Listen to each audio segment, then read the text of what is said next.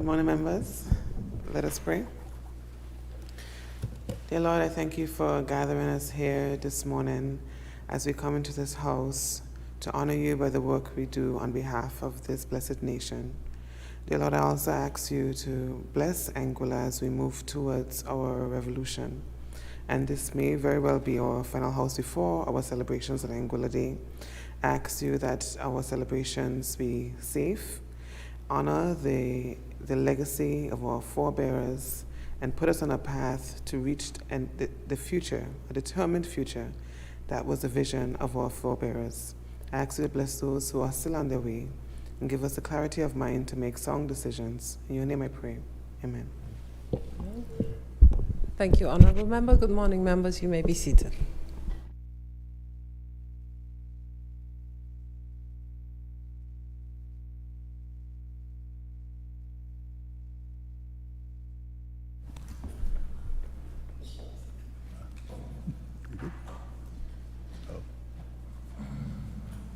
Follow who?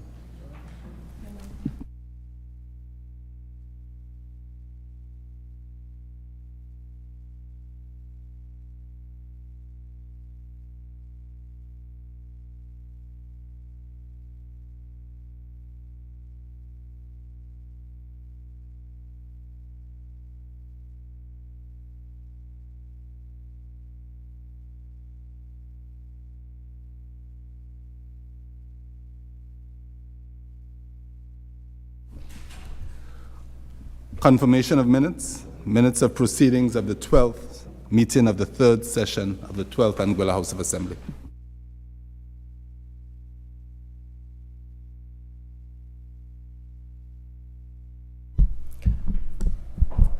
Are there any amendments to the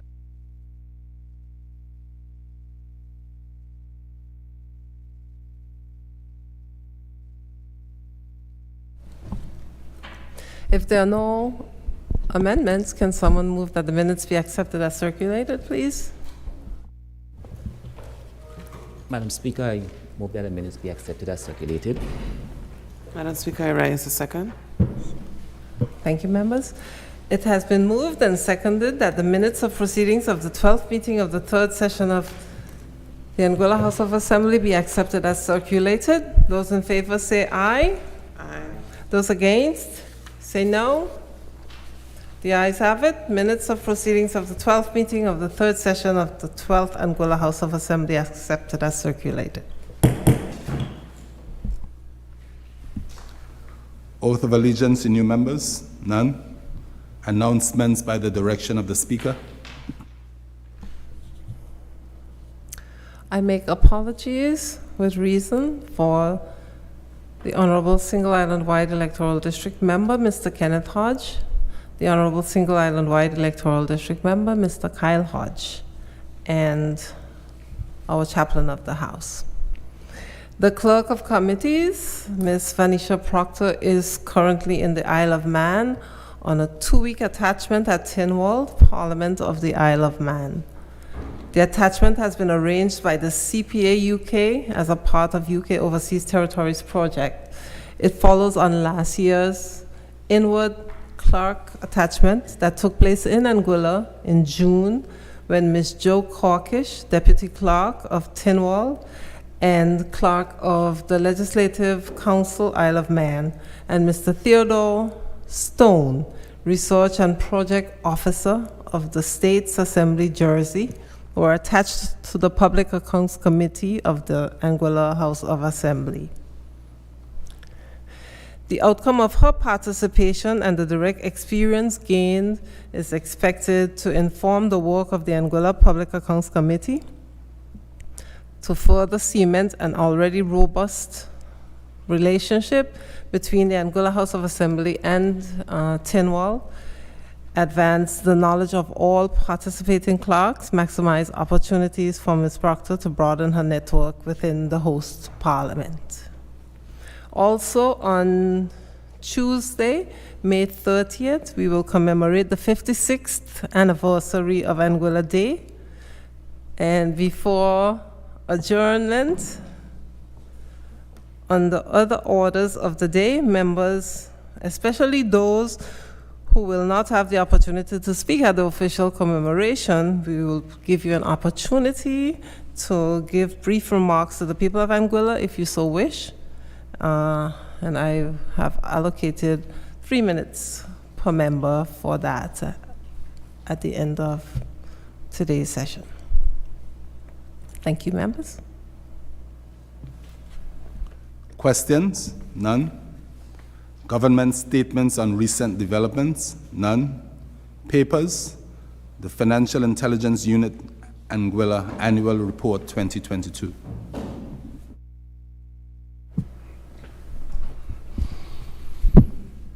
Madam Speaker, I beg leave to lay on the table before this House the Financial Intelligence Unit Annual Report 2022.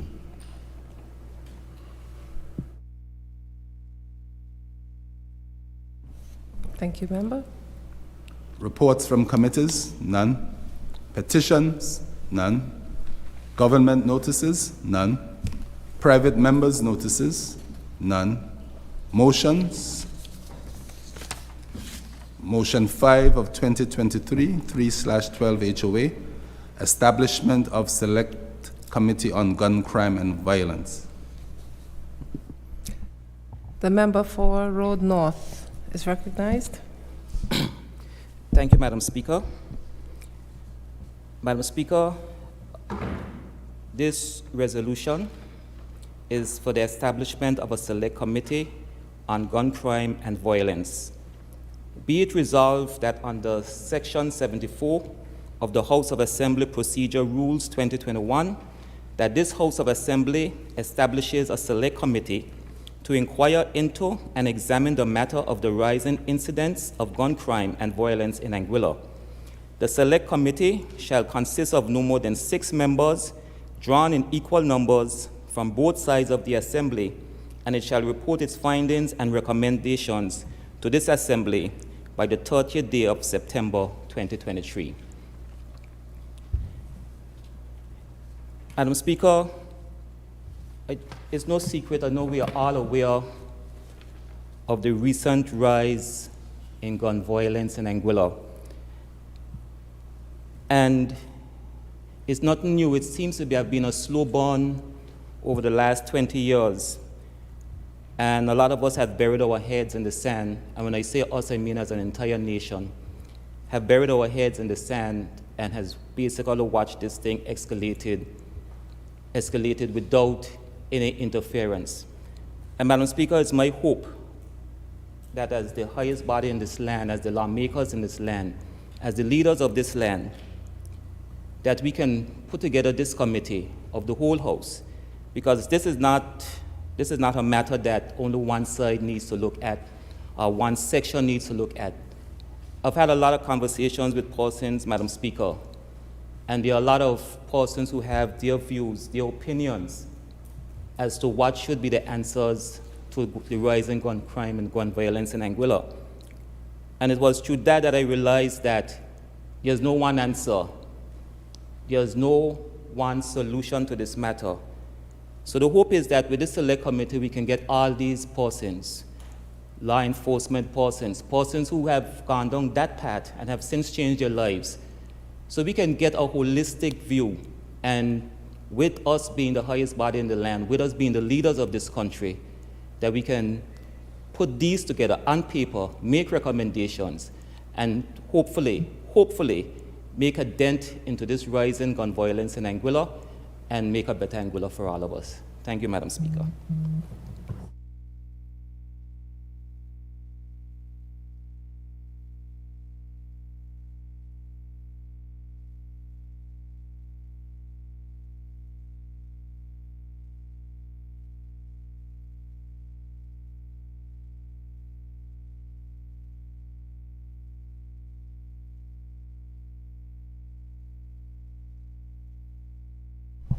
Madam Speaker, I rise a second.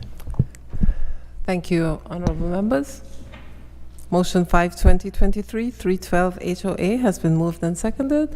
The floor is now open for contributions to this motion.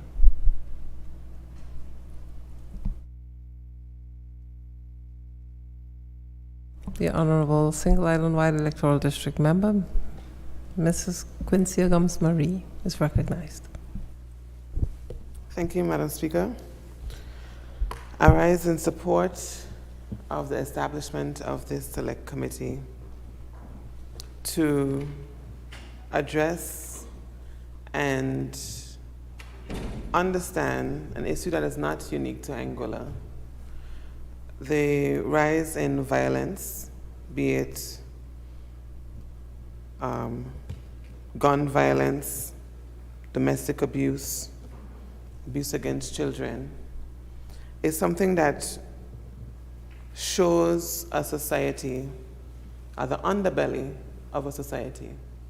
We often celebrate the best of us, and if we believe that there's more good in the rest of us, then we need to do a lot to celebrate, not to celebrate, but to recognize and address the issues that deal with the worst parts of our society. Many times when we look at these issues, people look at the end results. A person may have been involved in gang warfare, or they may come from a certain socioeconomic background, and people think that these lives, because of the roads they take, are not important, or they're easier to ignore because they're further away from home.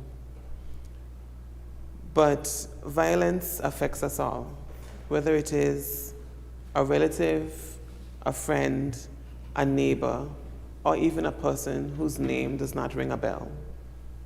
When we come together to do the work of select committees like this, and I thank the member for requesting that it be done and doing it in quick time. It is the audacious belief that every life in Anguilla is worth saving. And as we come closer to our 56th anniversary, it's a moment to step back and challenge ourselves to imagine what kind of Anguilla do we want to contribute to? What kind of Anguilla do we exist in? And what kind of Anguilla would we want to leave behind? Many times when we think about the now, because of our age, because of our health, we feel that the only thing that stands between us and living is the natural decline of life. But everyone does not get that luxury. Sometimes, Madam Speaker, life is cut short without expectation, without a chance to say goodbye.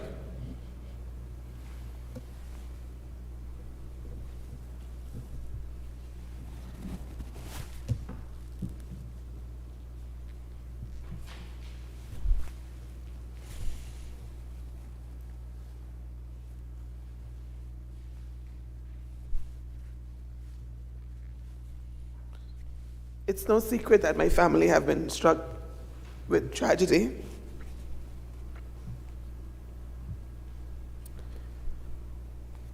But as someone in a leadership position, I don't want it to be misconstrued that my voice is only being led to the cause because of the reality that I face as an individual, as someone with proximity to gun violence.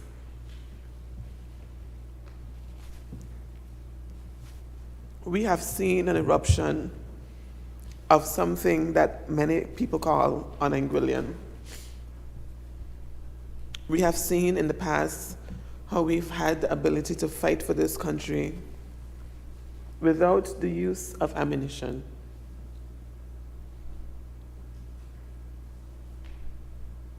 And as we embark on the work of nation building,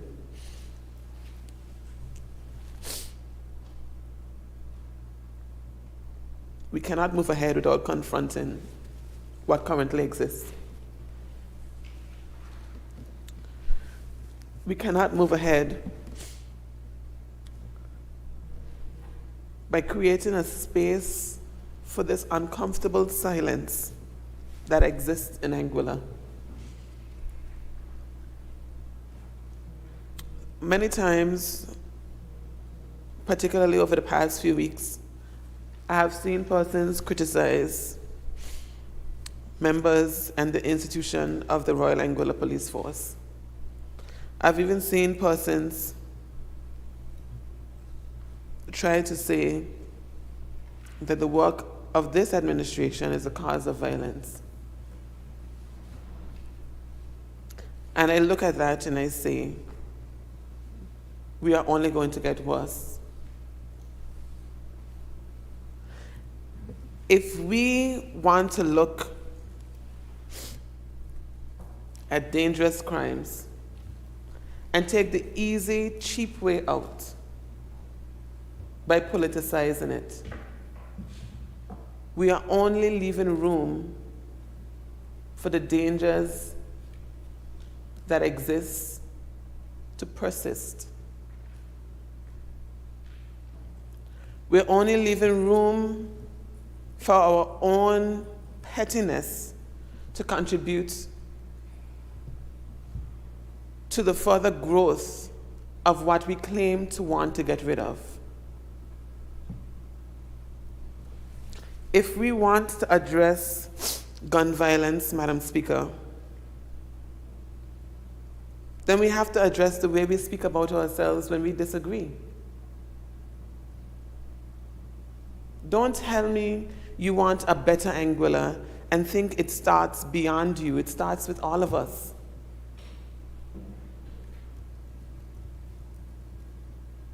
I have seen the administration that I'm a part of have to make difficult decisions for Anguilla.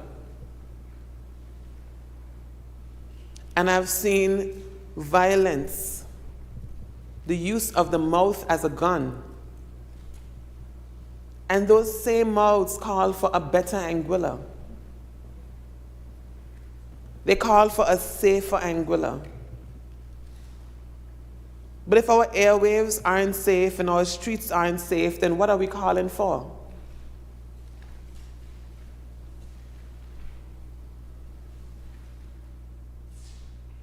There is a constant desire to say that the violence that we are trying to escape exists outside, around the corner, under a tree. But it exists in institutions that we celebrate. And if we are to use this select committee to address the social ills in Anguilla, it cannot be only a focus on gun violence. Because that is where we see the climax of our social pitfalls. That is when the dam breaks.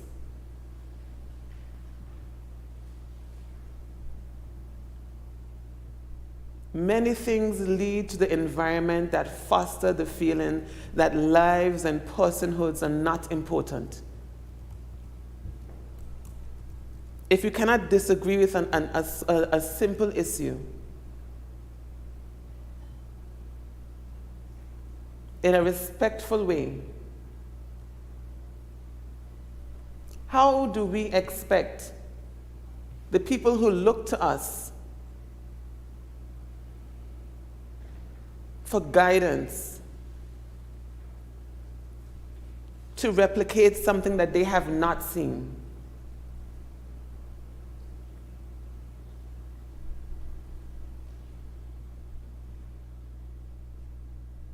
It is something that is vexing. Every weekend, every avenue, nothing feels safe. And it's best we spend our time addressing the whole,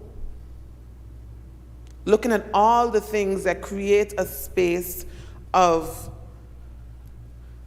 the feeling that life is disposable.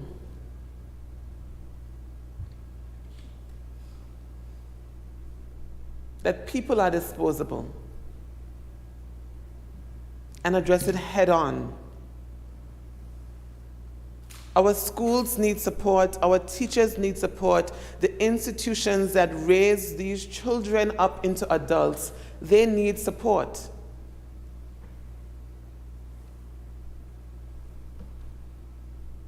And it's very easy to look at one thing and ignore the whole. It's very easy to look at the results and say, this one result is isolated. But we have some serious soul searching to do. And as a member of government, as someone who wants to create a better life, as someone who wants my little cousins to have had the experience of growing up with a father, I say it is worth it.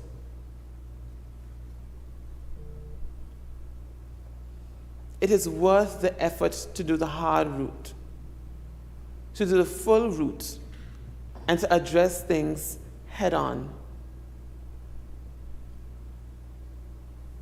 We can't come out and say we blame someone else, but we are upholding silences.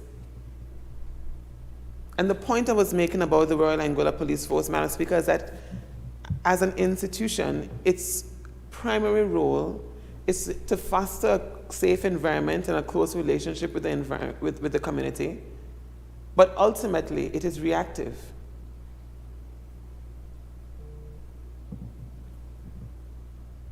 We have to find ways to intervene before. And if we want to stop the continuance of the things that we run from, we have to find ways to communicate to the same institutions that are meant to serve us. Because they aren't there when things occur, they are there when things happen afterwards, when we make those calls. We don't blame the doctor for our heart attacks.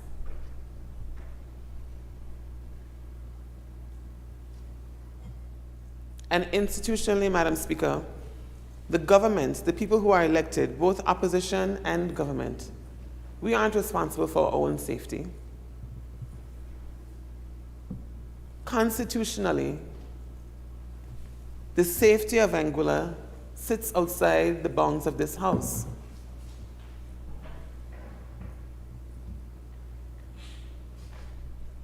And we need an opportunity to recognize that while there is a constitutional divide, those who are elected can contribute to the change that we are seeking. The improvement of the Anguilla that exists today is not one that will happen by following the strict confines of the Constitution. Because we are here. We grew up in these communities. We know these people. We need more than just a constitutional authority. We need investment and support and cohesive planning that involves the community that those plans are meant to serve. So if this select committee isn't elevated to the highest office in Anguilla, then I fear that the work may just be a good report. And we've had many good reports in this country. But in the same way our streets are responding by action, action by the body that will be created in this House needs to be supported. No one is waiting on us. We are facing an undeniable urgency that must be tackled head on.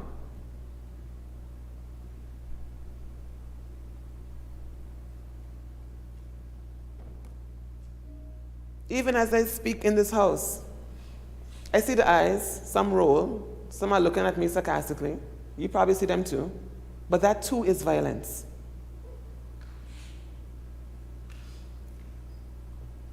That too is violence.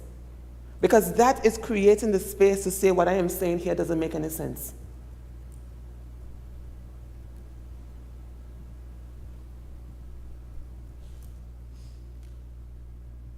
Many things don't join myself and the members of the opposition.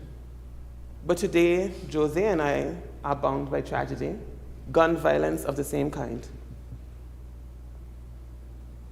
It shows no face, no favor, no bias.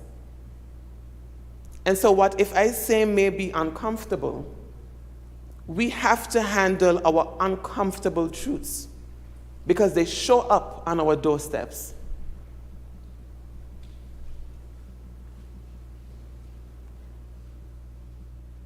And to pretend that they don't exist, and to pretend that all of the factors that have led us to this point are not real, is to say that we are satisfied with where we are at and we will uphold the status quo. But I am not. I am not satisfied that at the beginning, of my time in the UK to represent this country, I could not even have time to grieve.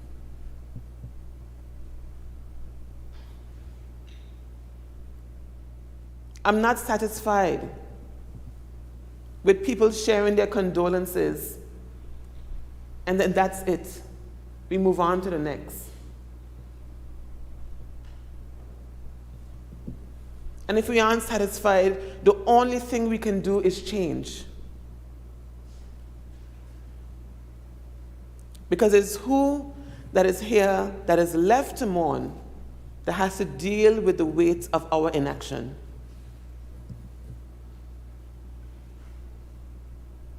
And so I welcome this and I support it. But I don't want the work of this committee to be another good report that we can see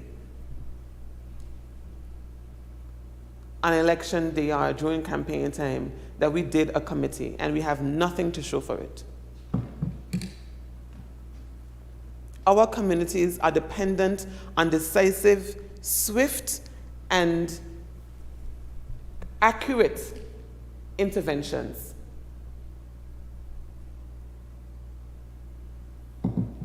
And so I call on the Office of the Governor, the FCDO, and all of the institutional entities that support the Office of the Governor to treat the case of Anguilla as a serious one. Because while things are bad, we cannot, like other countries say, that where we are at is beyond intervention.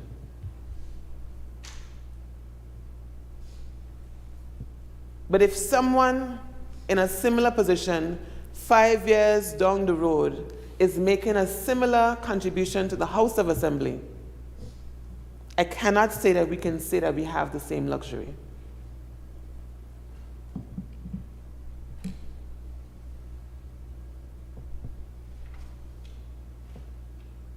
The right to a safe community is just that.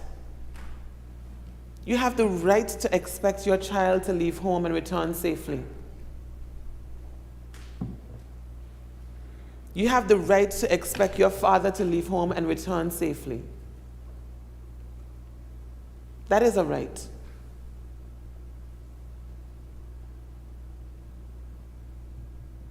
And I urge us to look beyond just this, the confines of this house, but to recognize that the community of Anguilla is responsible for upholding that right. Give us the tools to break our silence without fear. Give us the tools to respond to tragedy and to continue contributing to a good life. Give us the tools to have a safe border, and give us the tools to at least imagine Anguilla that is tranquil and safe. That is my message to the governor's office.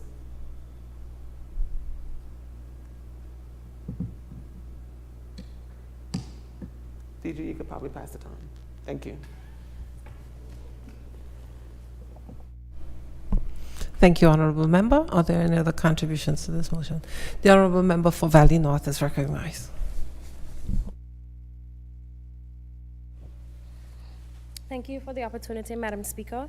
Madam Speaker, I rise in support of this motion, and I wish to take the opportunity to extend my condolences to the individuals who have been suffering and grieving as a result of the recent gun violence and general violence on Anguilla. Madam Speaker, the reality is that for a very long time, Anguilla has benefited from being a safe island overall. We have benefited in the ability of our people to walk freely around this country, to leave some of their doors and vehicles unlocked. We've benefited from our guests being able to come to this island and feel safe. Madam Speaker, in recent years, our people are not safe. Our young people don't have the opportunity to go freely across this island where they want to. Some people have to be driven places in specific vehicles, Madam Speaker, so that they can feel safe. And that is not an Anguilla that I am comfortable with, Madam Speaker. As someone, Madam Speaker, who has been involved in youth work from my time at the Department of Youth and Culture, Madam Speaker, I know the importance of fostering and promoting and providing safe social spaces for young people to be able to thrive and to do well. The only way, Madam Speaker, that we can begin to address some of the ills in this country is if we as a people collectively, government, social institutions, youth, the elderly, everyone makes a concerted effort, Madam Speaker, to support social programs that will ensure that our people have a fighting chance in this country. Madam Speaker, I truly believe that by setting up the right social spaces and making sure that our people are supported from very, very young, we can certainly reduce some of the gun violence and some of the general violence that continue to plague this country. This is not a government issue, Madam Speaker. This is not an opposition issue, Madam Speaker. This is an Anguilla issue, Madam Speaker. And Madam Speaker, I rise in support of this motion because there are many members of our society, the most vulnerable, who continue to struggle, Madam Speaker, from very young ages, who don't have the opportunity to carve out safe, successful life paths for themselves. These people are individuals, Madam Speaker, who operate in single-parent homes, Madam Speaker. Some of them are individuals who come from two-parent homes, Madam Speaker, but don't have the ability to feel loved. They don't feel as though they're supported. They're not given opportunities. And each individual in this country, Madam Speaker, has an opportunity to mentor persons, to be there for persons, to serve as a village in helping to raise people who may be troubled, Madam Speaker. Madam Speaker, mentorship continues to be lacking greatly in this country, Madam Speaker. Our boys need mentoring, our boys need coaching, our boys need support. Our girls need mentoring, our girls need support, Madam Speaker. And the only way that we can do that is if we collectively put our heads together to really come up with a complex plan, Madam Speaker, and strategy that can tackle violence from all different angles, Madam Speaker. Madam Speaker, no child deserves to grow up without a dad. As an individual who had to endure such, I wouldn't wish it on my worst enemy, Madam Speaker. It creates a lifelong void in a child's life because they never have that actual full support system in their life, Madam Speaker. No parent should be burying their young child, Madam Speaker. Madam Speaker, Anguilla is a very small country, and even though we may differ on a number of things, over the years we've collectively been able to create a relatively safe overall space compared to many other Caribbean islands. I don't think all is lost, Madam Speaker. I feel as though there's hope. I feel as though there's a unique opportunity for us to band together, Madam Speaker, and make the necessary changes and adjustments that are necessary. And Madam Speaker, lip service does not help. We all need to put our minds and our hearts together to be able to come up with the social programs that are necessary, Madam Speaker, to serve our people. And they cannot, Madam Speaker, be one-sided social programs that only benefit a select group of society or select people from certain areas, Madam Speaker. It has to be a plan that covers Anguilla in its entirety, Madam Speaker.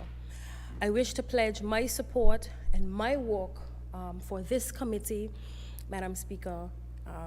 I thank the member for bringing the motion forward, and he can ensure that, he can be reassured, that he will always have my support as it relates to serving on this committee, but also, Madam Speaker, as it relates to advocating for more funding for social programs.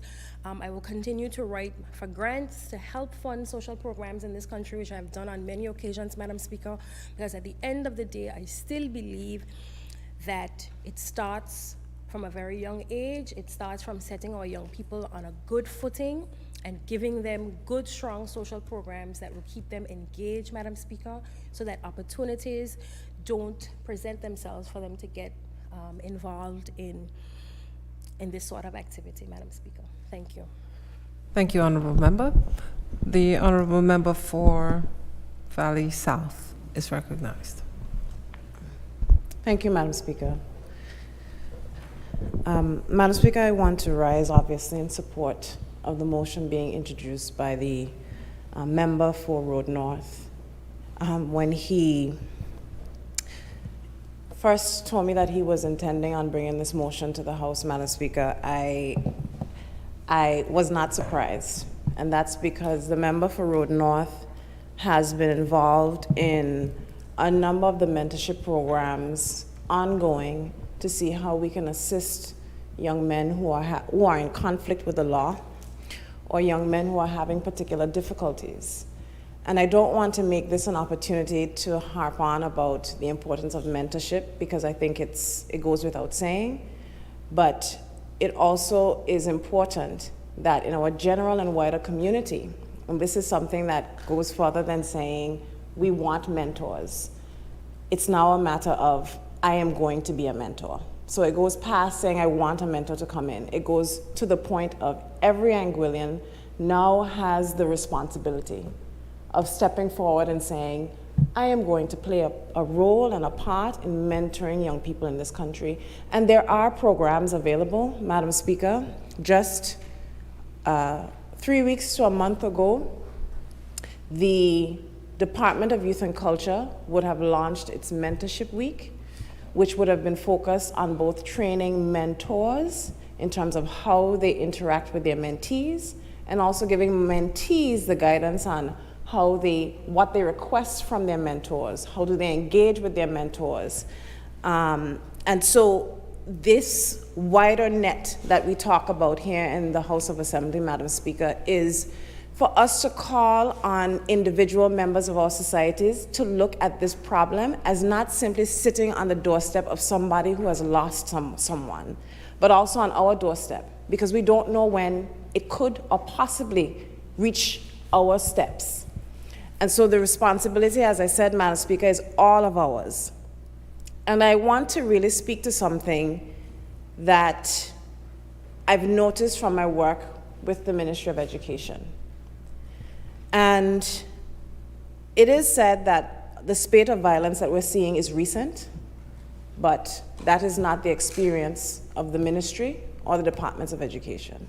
It's also not my lived experience, Madam Speaker, because I remember being at the Albina Lake Hodge Comprehensive School when the teachers and everybody stopped working, and we had this grand meeting around the administrative block that would have been at the high school.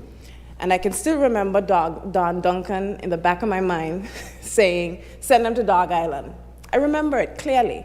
We had a spate of violence taking place at that time. And the question is about really how do we understand violence, its symptoms, and the risks. And I like to describe violence as a disease. And this perspective is really rooted in a lot of the empirical research and data from schools like Emory College, the CDC, except they all characterize violence as a disease. And when you look at something as a disease, you know you have a primary system. So you have a primary healthcare system, and then you have a secondary healthcare system. And the primary system is really about the preventative measures. And the preventative measures, Madam Speaker, start when they're young. You start when parents are young, not just when the students are young, but when parents are new to parenthood. And that is partially the reason why, Madam Speaker, we launched the Family First and the Supporting Families program late last year, because we saw an importance in actually giving parents the tools to be able to be better parents to their children.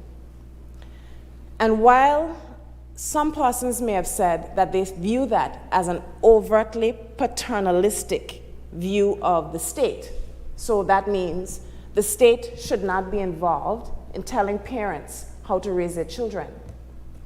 But it reminded me of a quote that I saw, and it said, the village stopped raising children when parents had problems with the village correcting children.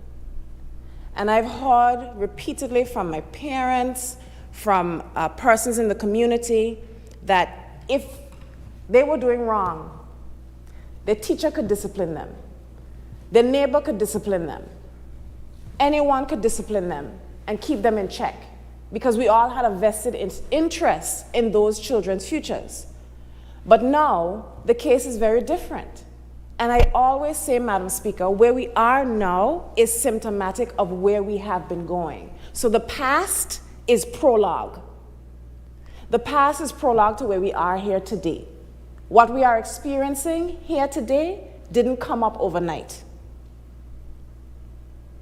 So when you hear persons talking, and I know we are in the month of Anguilla Day, and we talk about the revolution, and I know there are some perspectives that signal that there was a period in which children stopped respecting their elders.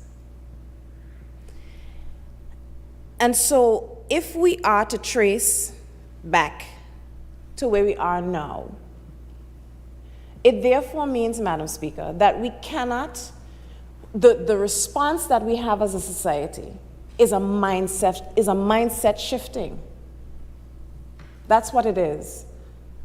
Because it means that we step out of an individualistic perspective of, I'm taking care of me and mine, you take care of you and yours, to a collective perspective.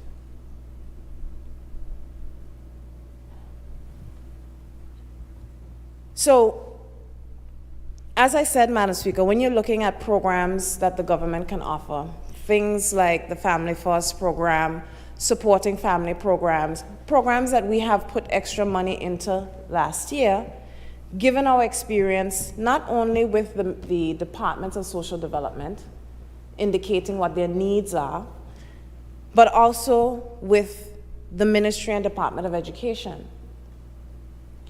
And I know for a fact that if you ask a number of the teachers in the school about the problems that we're having, they can tell you and they can trace these problems way back to the root, way back to when those children were in primary school. And I know we don't like to hear it. And I know parents don't like to hear it. And this is not an instance of us saying we are blaming parents. This is an instance of us saying we need to find, as a community, the strength to be there for parents. Because parenting isn't easy either. You can do everything perfect and you still may not end up with a perfect child. Parenting isn't easy. Teaching isn't easy. But we've become so accustomed to pointing fingers.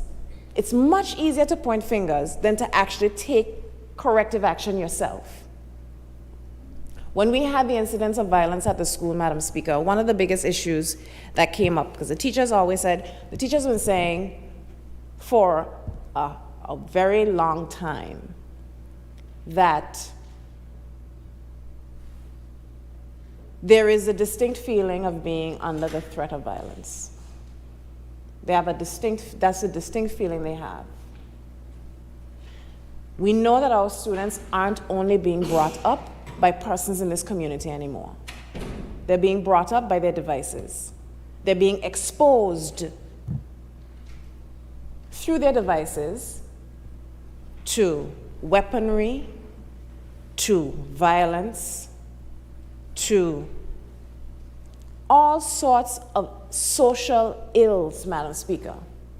So when you think about what the students of today have to contend with, and I also want to take this from the perspective of the students, because when you think about what the students of today have to contend with, it is a far cry away from what our parents and grandparents had to deal with.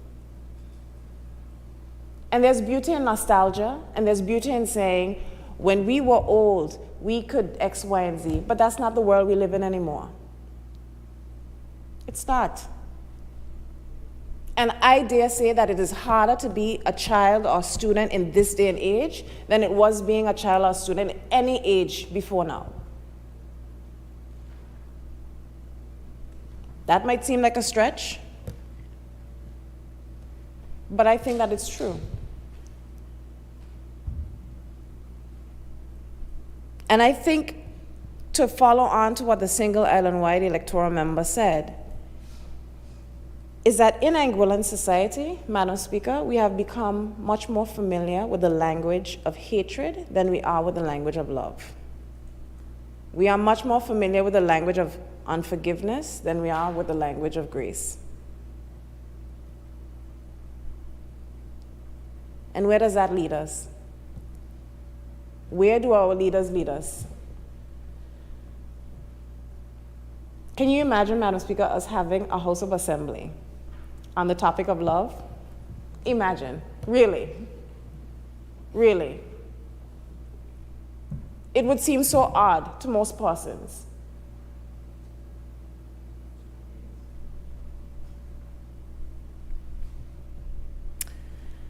But Madam Speaker, this committee that is going to be established, it has a tall order before them. They have a very, very tall order.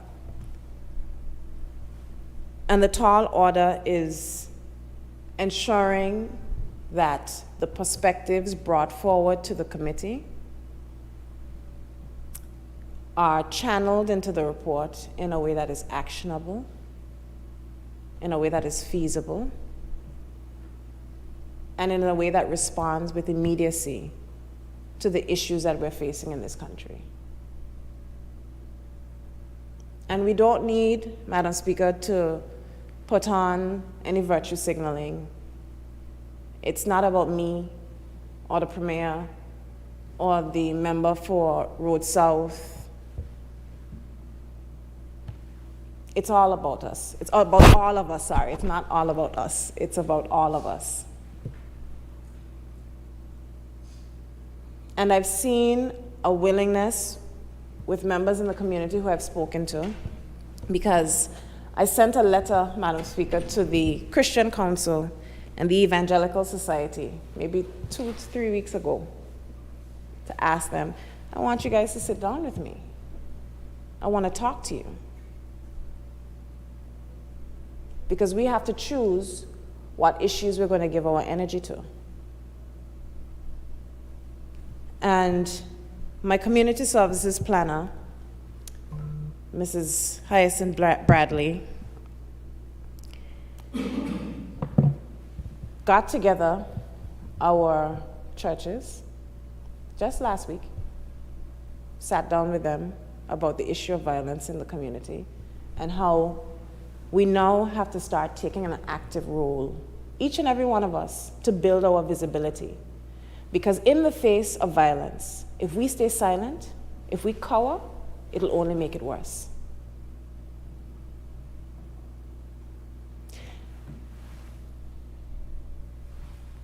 And so, Madam Speaker, I know that this is something that we can work together on.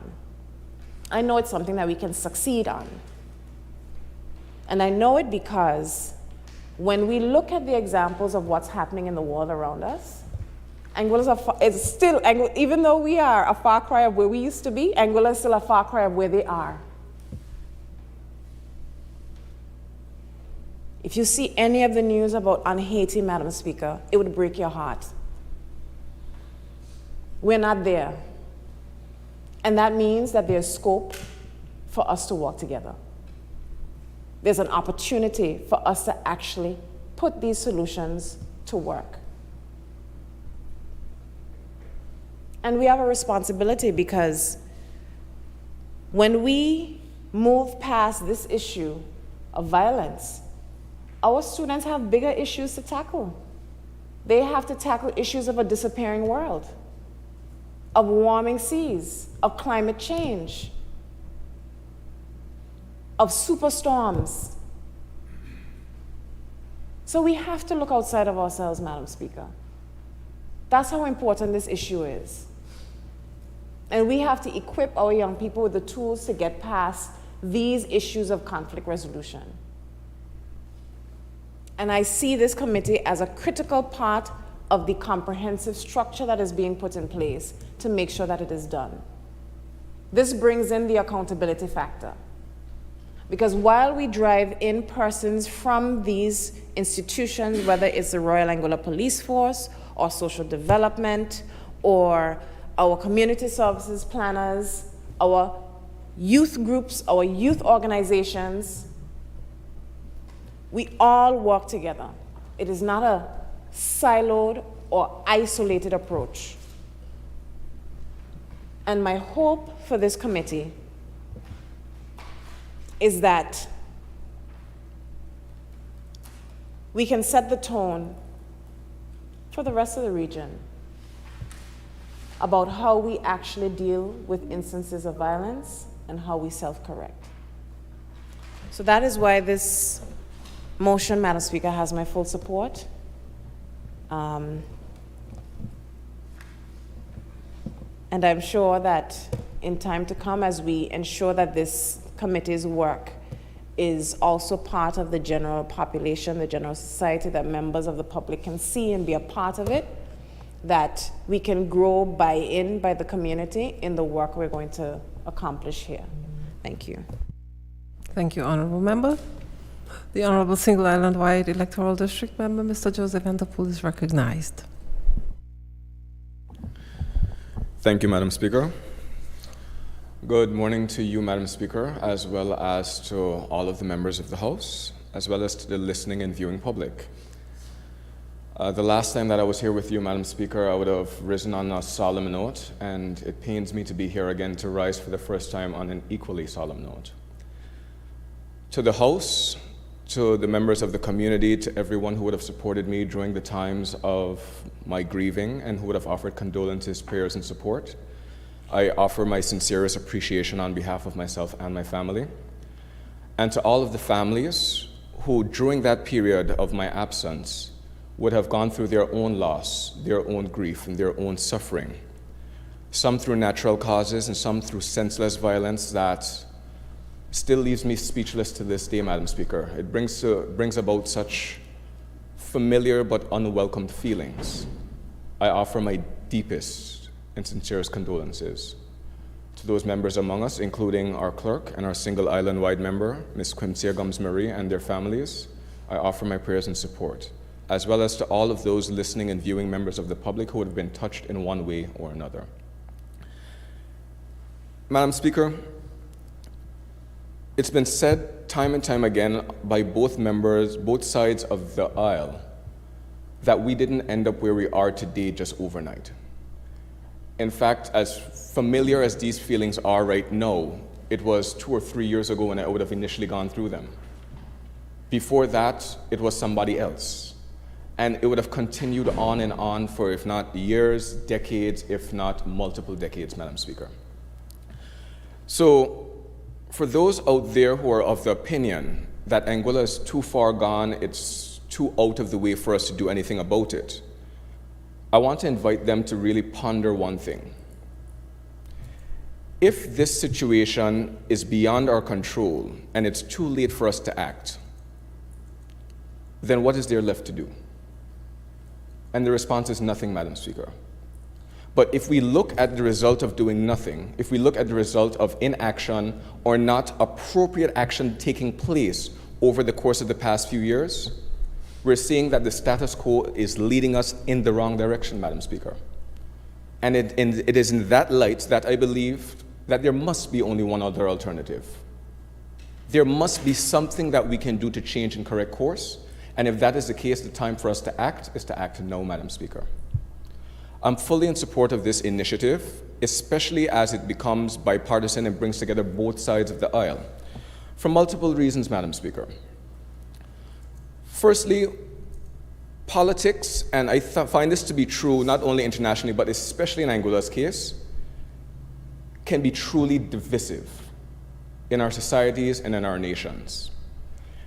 So we have to look at the example when we're setting as elected leaders. It's not about party, it's not about colors, it's not about symbols.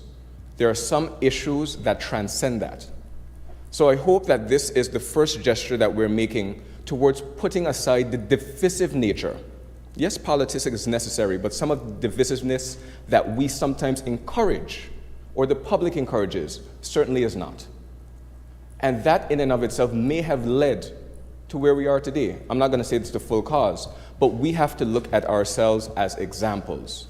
So let this be a first step, that we reach across the aisle, we put aside issues and focus on the nation. We show people that it is possible, and we set the example that we should not be divided so deeply across political lines, because at the end of the day, we are all on the same side, and that side is for Anguilla. At least that's how it should be, Madam Speaker. We as elected leaders, we don't have all the answers. So it's not only about us coming together across the aisle, it's also about the community, the stakeholders, the churches, the parents, the families, the teachers, every stakeholder, and that's every Anguillian, coming together and putting our heads around the table to figure out what have we done that has led us to this position, and what are we going to do to change course to get us to where we want to go. And Madam Speaker, that will bring us to the question of, where is it that we do want to go? We often tout that Anguilla is a very safe community, it's a very safe destination, Madam Speaker. But then when we look at the issues that plague us on an even more constant basis right now, we have to ask us, is this truly our definition of safe when we think about a safe Anguilla? So what I would challenge each and every Anguillian to do, even as we approach this exercise, but just in general, for our own development and awareness, ask yourself, stop for a moment, think and picture it. What does a safe Anguilla look like to you? What does a peaceful Anguilla look like?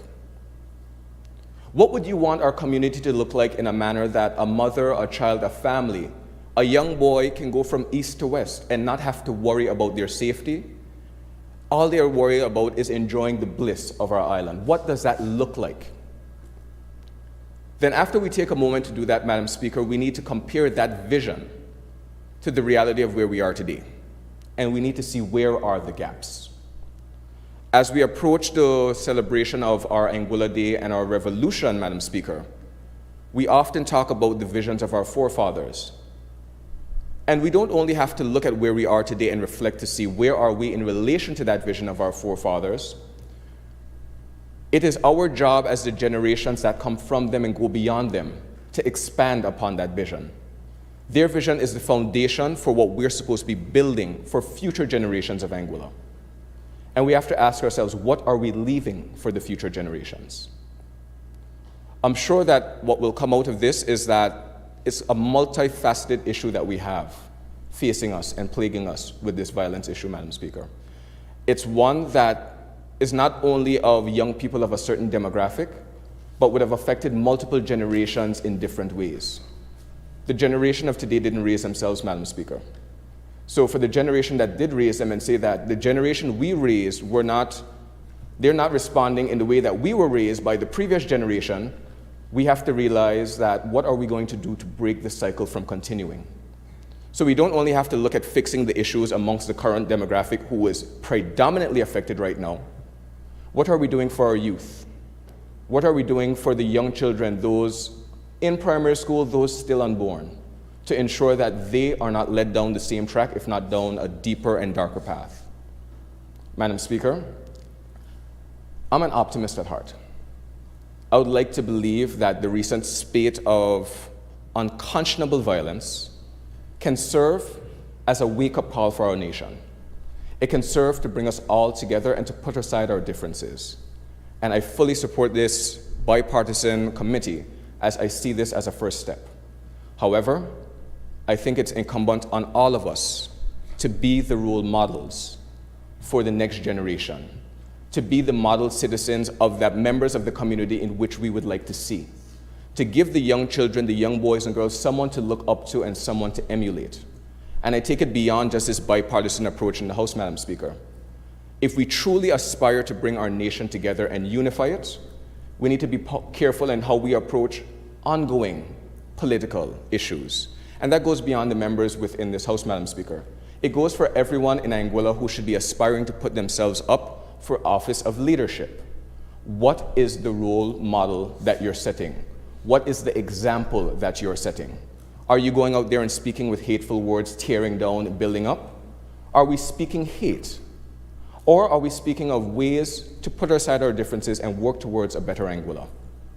Madam Speaker, we march onwards fully in support of a better Anguilla. I thank you. Thank you, Honourable Member. Are there any other contributions? The Honourable Member for Sandy Hill is recognized. Thank you and good morning, Madam Speaker. Madam Speaker, on the last occasion that we were here in this honorable House, I would have given an impassioned plea with respect to the issue of gun violence and steps that ought to be taken to be able to address it as a matter of urgency. And I supported at that time the suggestion made by the member for North Hill for the establishment of a bipartisan committee of the House to look at the issue of gun violence. I also, on the 15th of May, Madam Speaker, issued a press statement on the issue of violence. And yesterday, on our program, Just the Facts, the majority of our time was spent discussing the issue of violence, gun violence, and solutions to the same.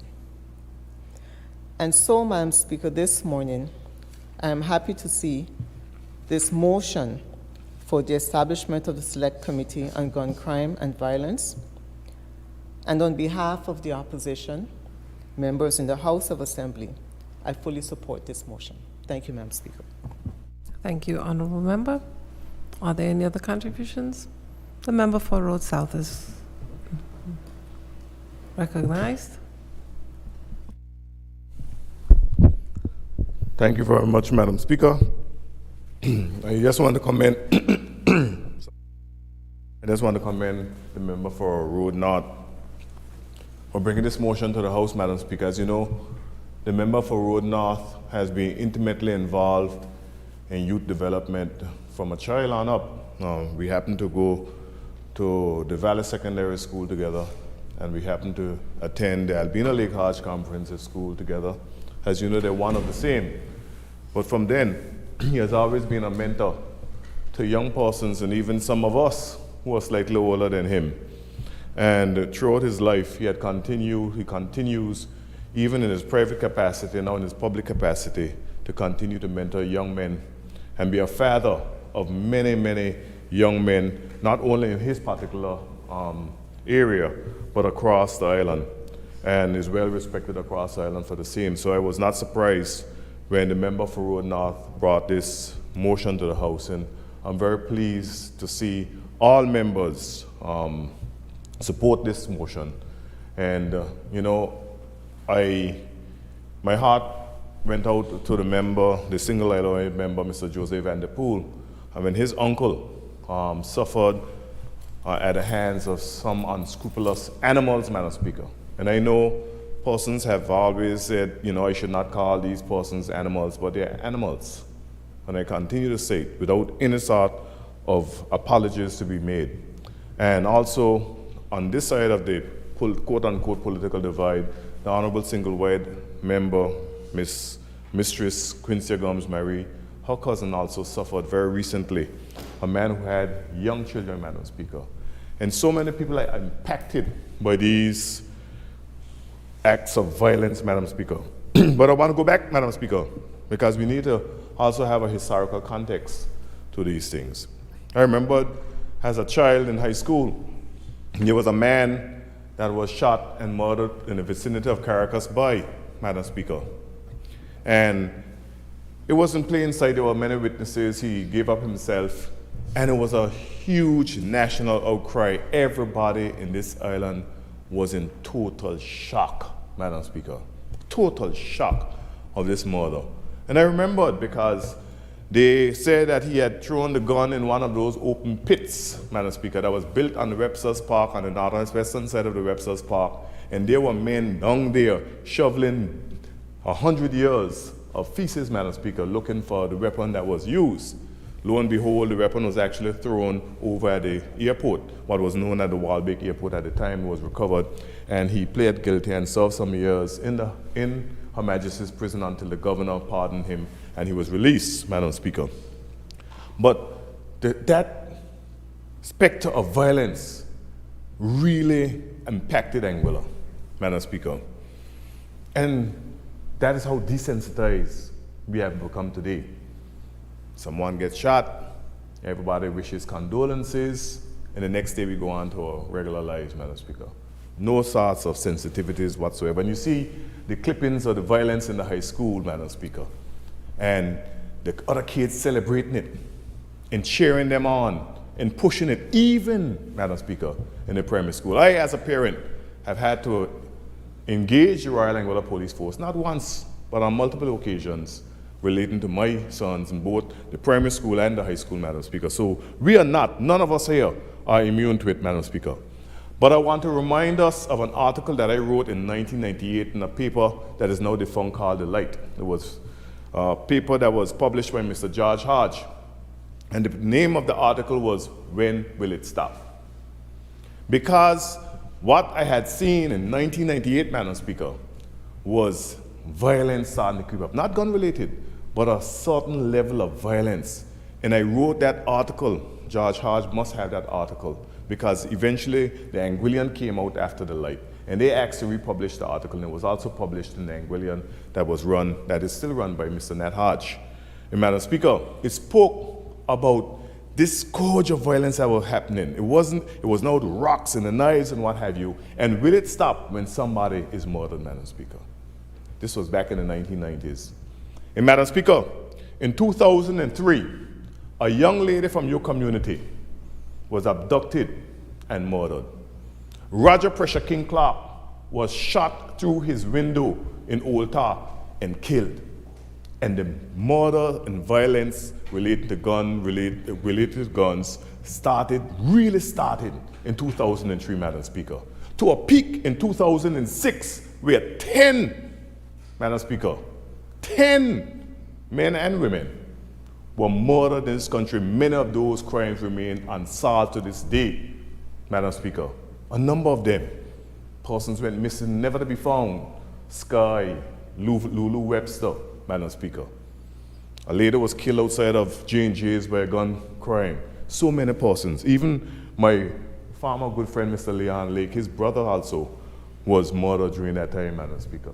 These are matter of fact, Madam Speaker, historical fact. And those crimes continued, Madam Speaker.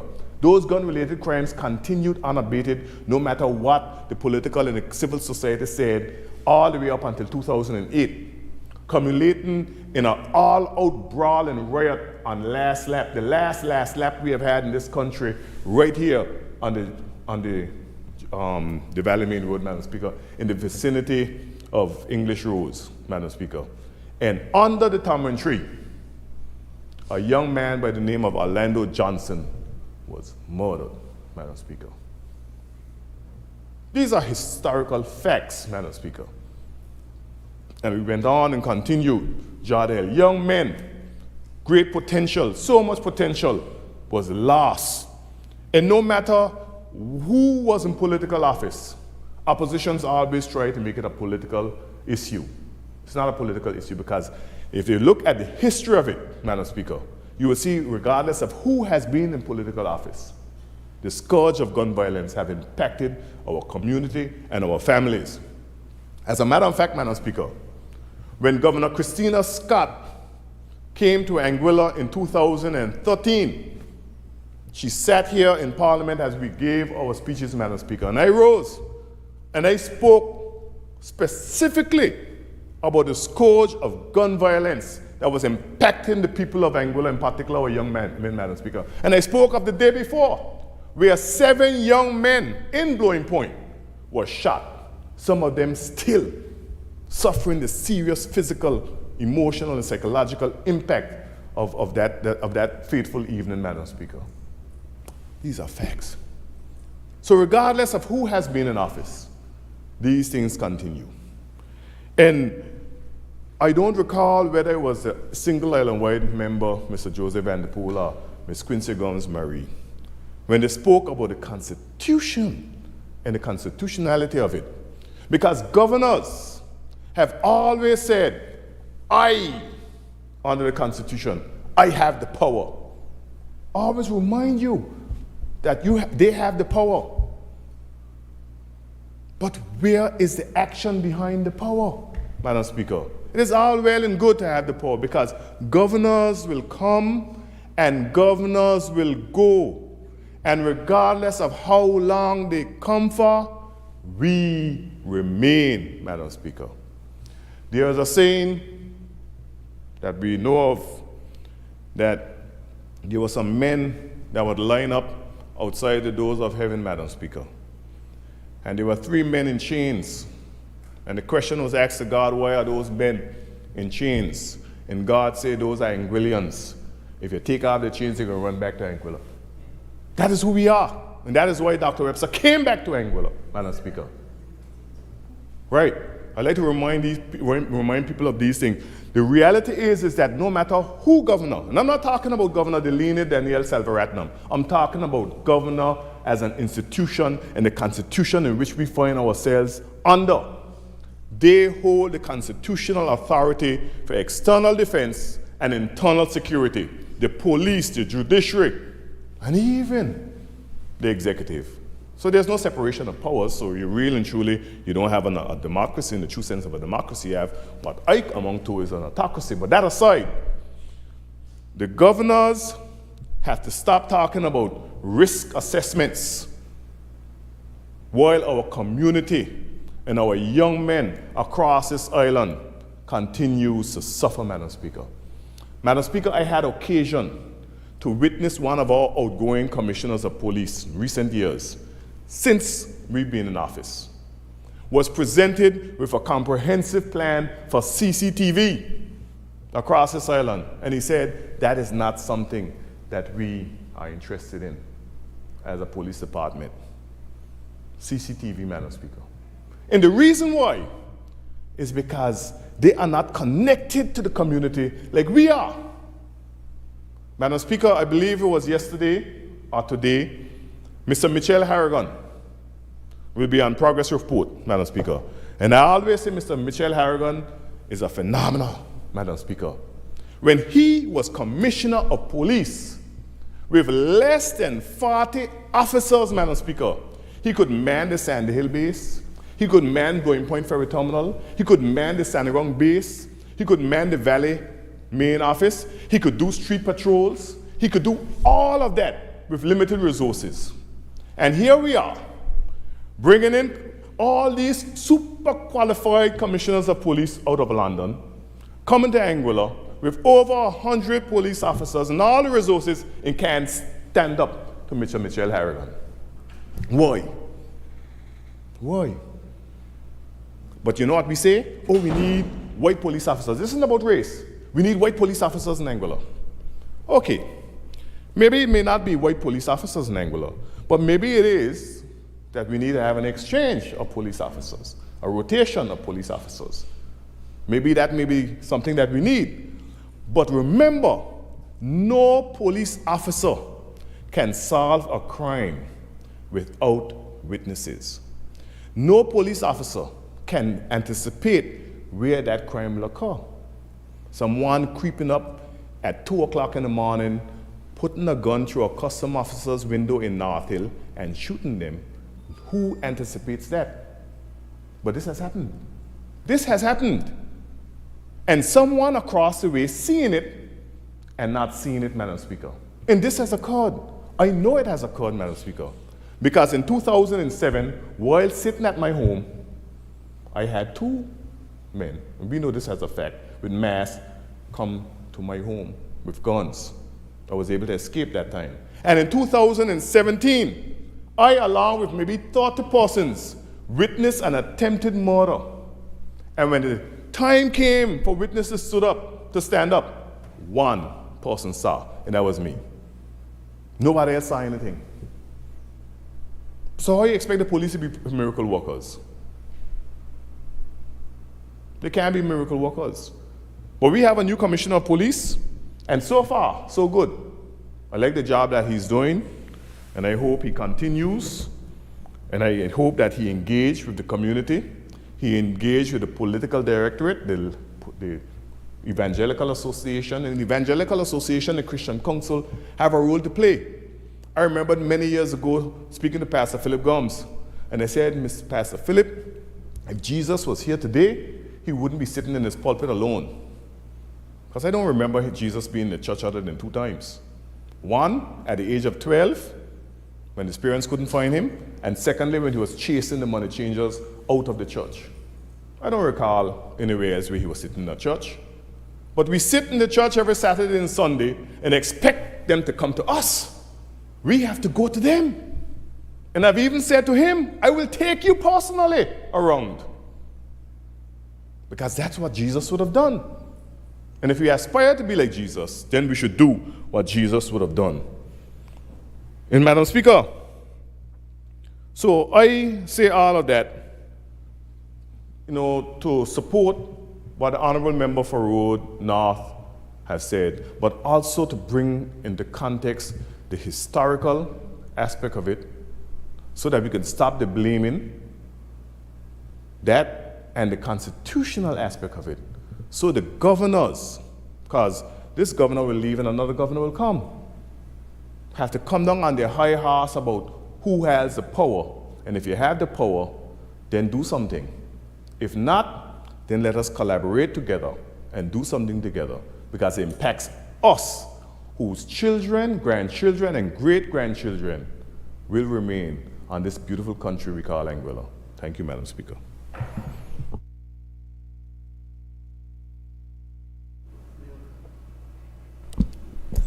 Thank you. The Honourable Member for West End is recognized. Thank you, Madam Speaker. Good morning to my colleagues on both sides of the House. I too stand in support of this motion, Madam Speaker. There are a couple of things. It's pretty much everything that has been said this morning I'm in total agreement with. The things that I also like to elaborate a bit on is that when we talk about mentorship, we're all mentors, whether positive or negative. And we're also role models as well, Madam Speaker, because you see it in society, you see it in schools, you see it at home, that always the older or the younger brother or sister tends to emulate what the older one is doing. So it is vitally important, Madam Speaker, that we recognize that we have a responsibility to others and to what happens to our country. Blame is never the answer. It's like an excuse, and excuses don't work.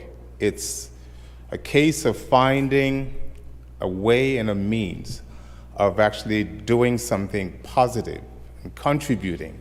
And we've all got that capability, Madam Speaker.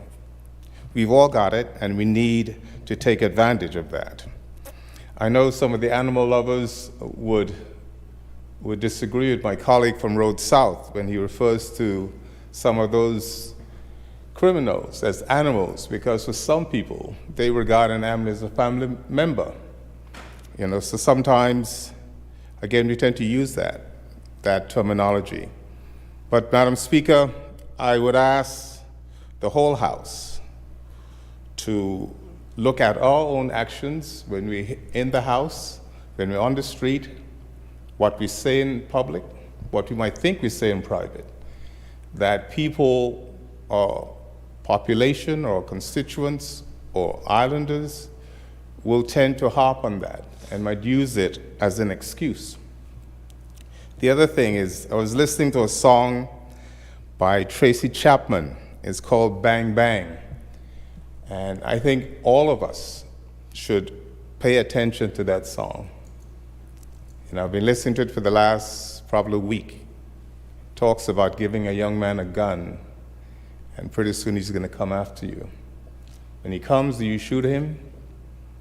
Or in turns, when he sees you as the mirror, as the picture in the mirror, he probably ends up shooting you. So I think, yeah, we need to pay some attention to that. The gun is one thing. It's escalated over the years. And I do agree, and I've said it over and over again, we don't need, or we probably do now, because we've given up the responsibility of our security, our marshaling of our people, or law and order. We've given it up to others. When in the past, we didn't, I remember there was one policeman, I remember probably one while I was growing up that came to West End. I think it was Urban Carter, they call him Clean Up. He was a family or a community policeman. I doubt if he knew what a gun looked like. But we had respect for the police, and the police had respect for us as a people. Unfortunately, there's a lot of, through social media, there's some good and there's some bad. Some might say it's the truth, but some of that might be manufactured as well to suggest that they are the enemy. But when you're crying out for help, those are the ones you turn to. They're human like us, Madam Speaker. They've got their challenges, whether it's personal, social, whatever it is. They have a job to do, as we here in this House as well. But it is important, Madam Speaker, that all of us understands that we have a responsibility for the safety and the law of our island, not just wait for somebody else to do it for us. I thank you, Madam Speaker. Thank you, Honorable Member.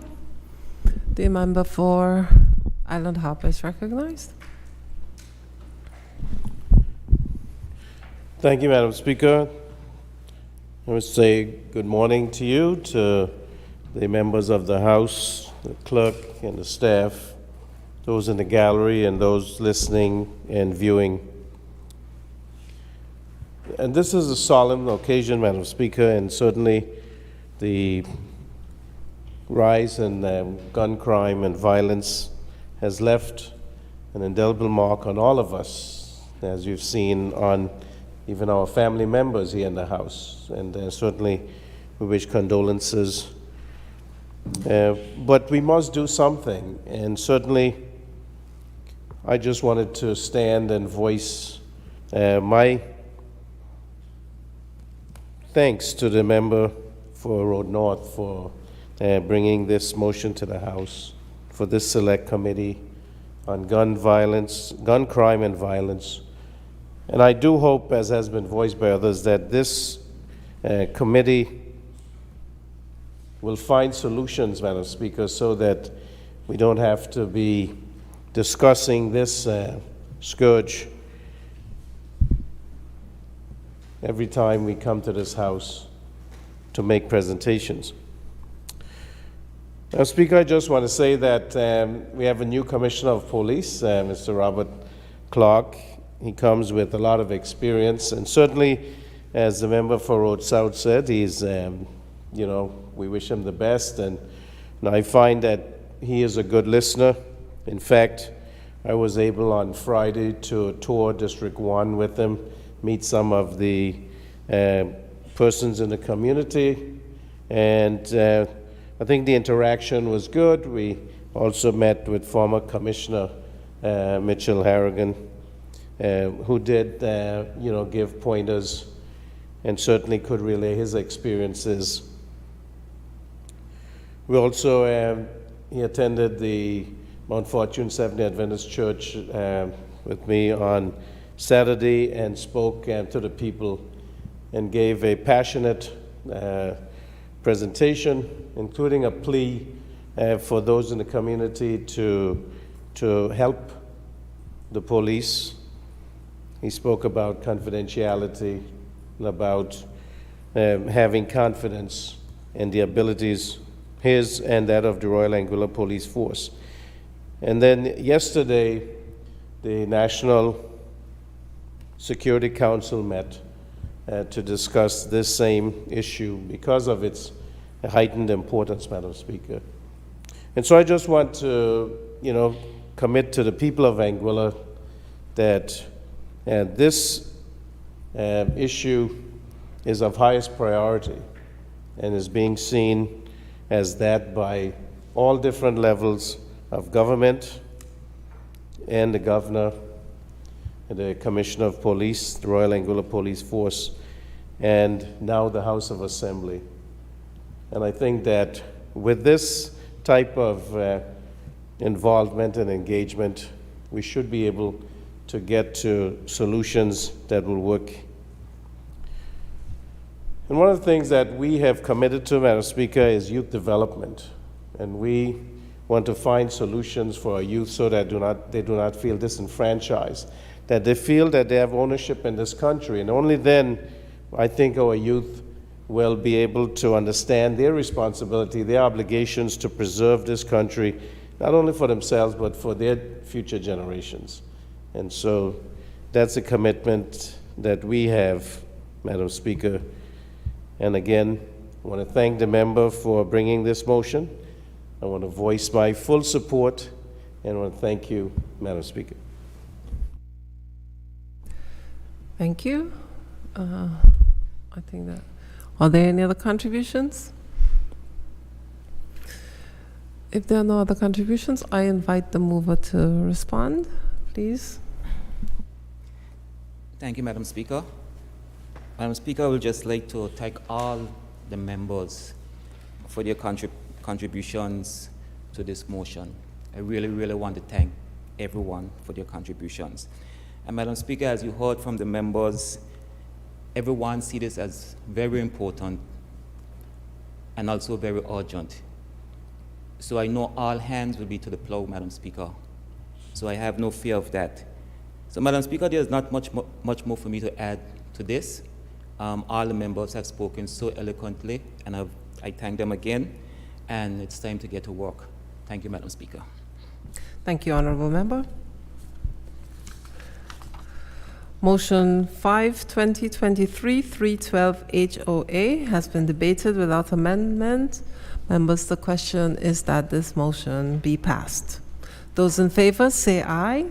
Aye. Those against say no. The ayes have it.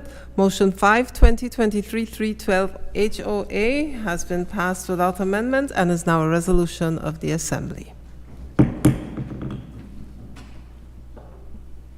Congratulations, member. The committee will meet and we will decide how to best put this together. Personal explanations? None. Other business, government business. A bill for Capital Development Fund Appropriation Act 2023, second reading.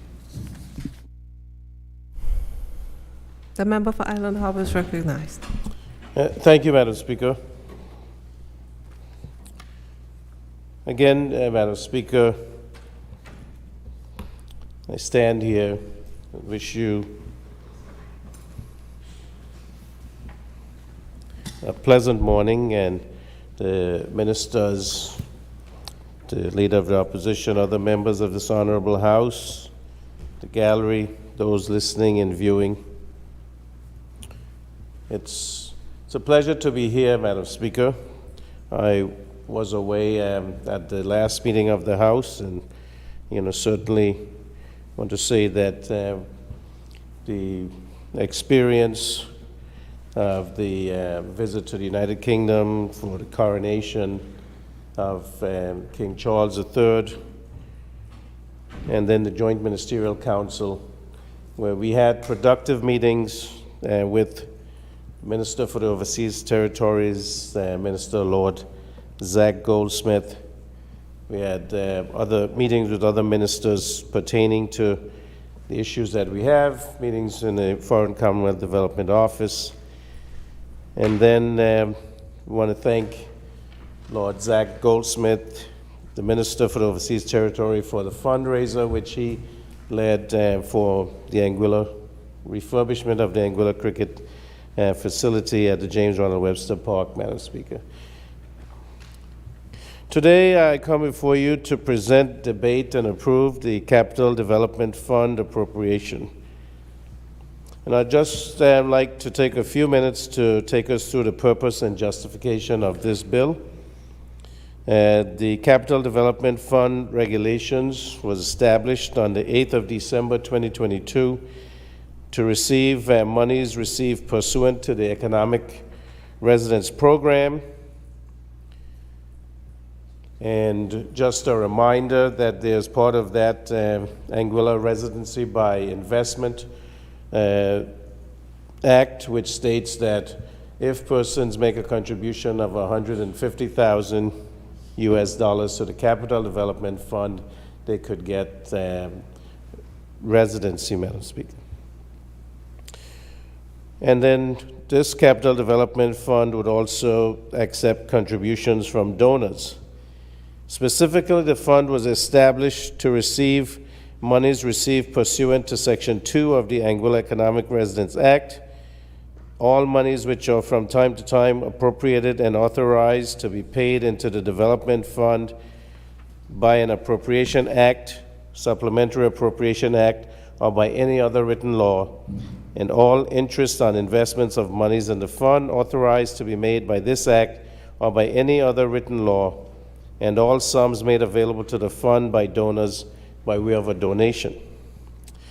Madam Speaker, this regulation allows for donations from private sector organizations, national or international organizations, parties to agreements with the government, or any other person. I'll now comment briefly on the capital project that is facilitated by this appropriation.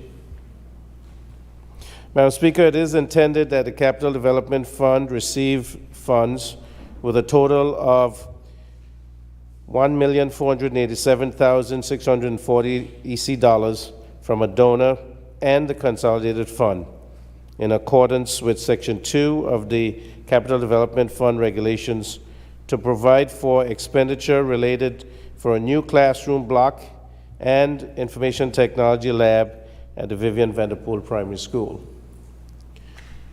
Madam Speaker, you would be aware that at the grounds of the Vivian Vanderpool Primary School, there is a building that is near to the water, and that building has taken a beating over the many years. In fact, I was invited to a Parent Teachers Association meeting several months ago and shown that there were several cracks in the structure of the building. The ICT lab currently there is very small, and also concerns about that this lays on, the building is on a cistern, and concerns about the integrity, structural integrity of that facility. And therefore, Annie Villas, which has villas, they wanted to build a new facility, Annie Private Resorts in Shoal Bay, and their social contribution was to donate $200,000 US dollars for the building of a computer lab at the Vivian Vanderpool Primary School. Now, the concern was, if you just build that computer lab, what about the 2 classrooms that are attached to the current one that are essentially falling apart? And so this administration, in the budget for 2023, appropriated $950,000 EC dollars to add to the $200,000 from Ani Private Resort to build the 2 classrooms and the ICT lab. I want to thank the principal for Ani Private Resorts, Mr. Tim Reynolds, and also his staff, including Ira and Gail, who have pushed hard to make this possible, Madam Speaker. There's another social project that Ani Private Resorts has contributed to, which the Minister for Social Development and Education will bring to our attention in the future. Given that these funds are now available, they have to be passed into the Capital Development Fund, and so that this can be used for the construction of these 2 classrooms and the computer lab.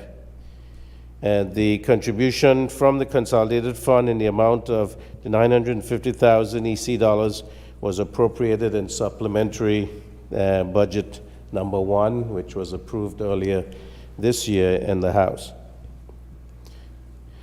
I would therefore like to commend the Capital Development Fund appropriation to the members of this Honorable House for consideration and approval. Madam Speaker, I beg to move that a bill shortly entitled A Bill for Capital Development Fund Appropriation Act 2023 be read a second time. Madam Speaker, I rise a second. Thank you, members. I now invite debate on the merits and principles of this bill, Capital Development Fund Appropriation Act 2023. Floor is open for contributions. The member for Valley South is recognized.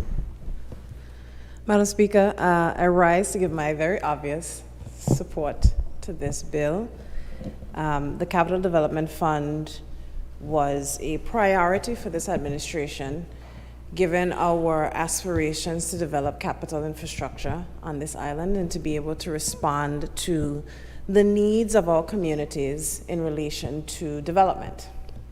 And one of the concerns that we had heard time and time again from members of our communities was about the transparency and also the accountability with relation to monies that are donated to the government of Anguilla for public causes or for any specific cause that they've given this money for. And in order to bring these donations, what we call above the line, these capital development regulations have been developed, laid before the House, and now we are here to officially, what do you call it when you initiate something? No, there's another word for it, but it's not coming to mind. To initiate the first transaction in Anguilla's Capital Development Fund. And I am very pleased to say that the first expenditure that will be done through the Capital Development Fund will be the construction of a new IT and classroom block for the Vivian Vanderpool Primary School. But I don't want us to get too distracted on the formality of having a capital development fund, Madam Speaker. I also want us to understand how we got here. And the question is, how do you afford better circumstances for your students? How do you afford better safety for your students? How do you afford to take their safety seriously?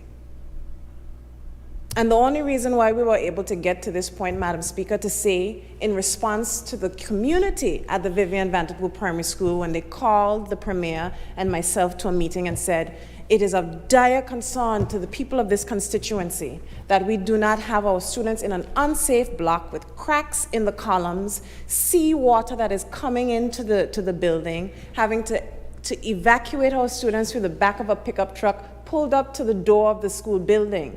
How do you respond?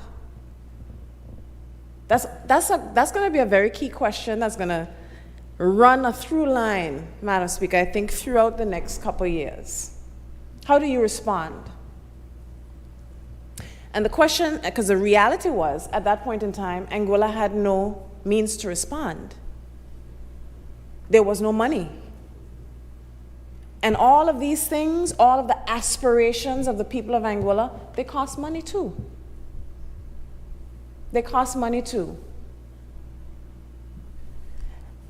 And outside of responding to cracked buildings, which make it unsafe for children, and I want to raise the point of the importance of that, given what my ministerial colleague in Guyana right now is facing, with 20 persons dying in a school dormitory in Guyana. What does it take to respond? You don't ever want to be in a position where you have to respond after the fact, when something detrimental has happened to your children. No parent wants to wake up and hear that news, no grandparent, no community, and no responsible member of this house. So the question is, what is the cost of that safety? What is the cost of being able to respond? Because the only way we were able to afford to respond to the question of how do we build a safer block for our students and then expand on that block to provide for IT infrastructure was the goods and services tax. So there are two pains, Madam Speaker. There's the pain of having to pay more money, and then there's the pain of having to avert a very serious incident from happening to the children on this island, or even to our elderly. How do you avert that pain, Madam Speaker? Do you make the decision to fund those aspirations? Or do you sit back and say, no, you know what? No, I'm not going to do it. And it goes beyond the school, Madam Speaker, because we already know that the tiles at our recently completed schools at Vanderbilt Primary, at the Valley Primary School, at the Morris Vanderbilt Primary School, at the Aurelia Kelly Primary School are all lifting. Are all lifting. So, how do you respond to that safety need? You have to, at some point, Madam Speaker, put your money where your mouth is. And so, I am proud to be here to be able to say that the goods and services tax is now producing or allowing the people of Anguilla, because government is the people of Anguilla, to fund a block for the Vivian Vanderpool Primary School. And I want to make it clear that it's the people of Anguilla.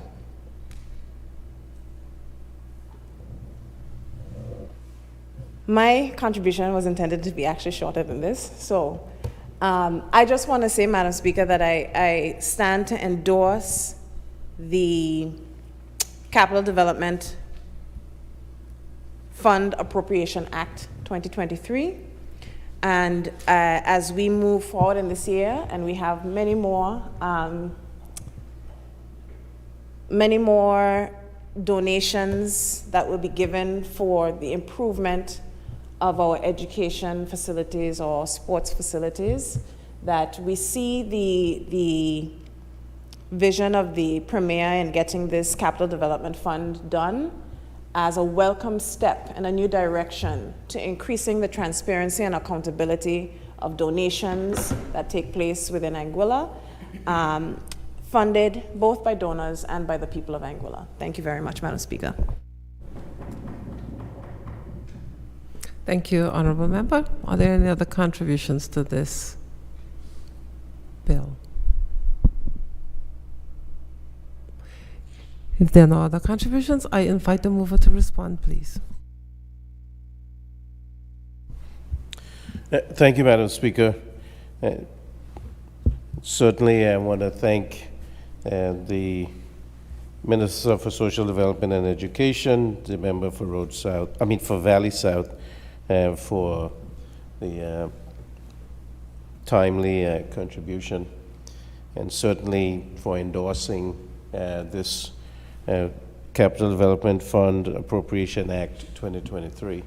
It certainly is a feel-good moment, Madam Speaker, when the people ask that you can say yes, because many a time we know that the ask is good, it's essential, it's appropriate, but the means to fulfill it are not there.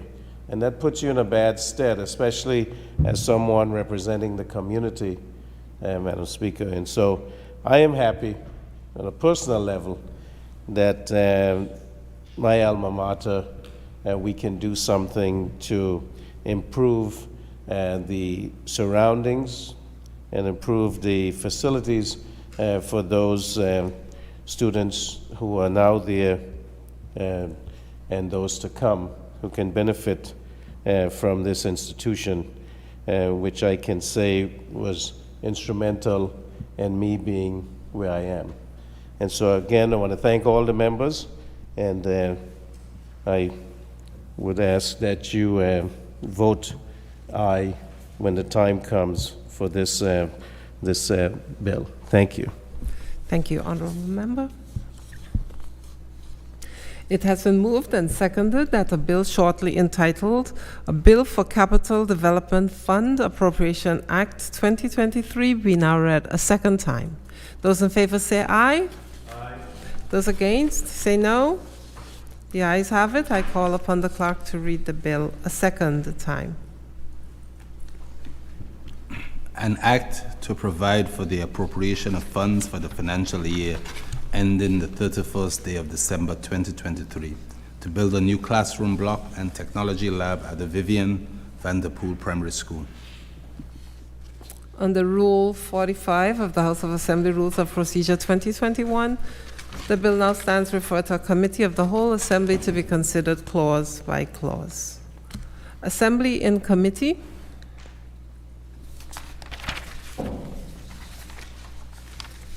Clauses 1 through 5. I put the question that clauses 1 through 5 do stand part of the bill. Those in favor say aye. Aye. Those against say no. The ayes have it. The title and the enacting clause. I put the question that the title and the enacting clause do stand part of the bill. Those in favor say aye. Aye. Those against say no. The ayes have it. The Assembly will now resume its sitting. You are invited to report. Thank you, Madam Speaker.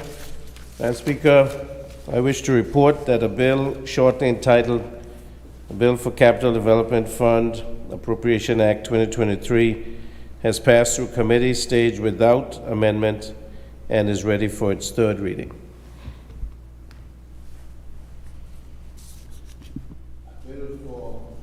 A bill for Capital Development Fund Appropriation Act 2023, third reading. Madam Speaker, I beg to move that a bill shortly entitled A Bill for Capital Development Fund Appropriation Act 2023 be read a third time and passed. Madam Speaker, I second. It has been moved and seconded that a bill shortly entitled Capital Development Fund Appropriation Act 2023 be now read a third time and passed. Those in favor say aye. Aye. Those against say no. The ayes have it. I call upon the clerk to read the bill a third time. An act to provide for the appropriation of funds for the financial year ending the 31st day of December 2023 to build a new classroom block and technology lab at the Vivian Vanderpool Primary School. Bill read a third time and passed.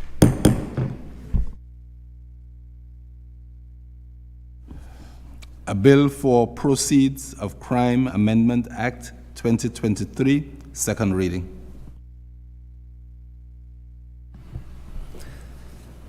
The Honorable Attorney General is recognized. Thank you, Madam Speaker. Madam Speaker, I beg to move that a bill shortly entitled Bill for Proceeds of Crime Amendment Act 2023 be read a second time. Madam Speaker, I second.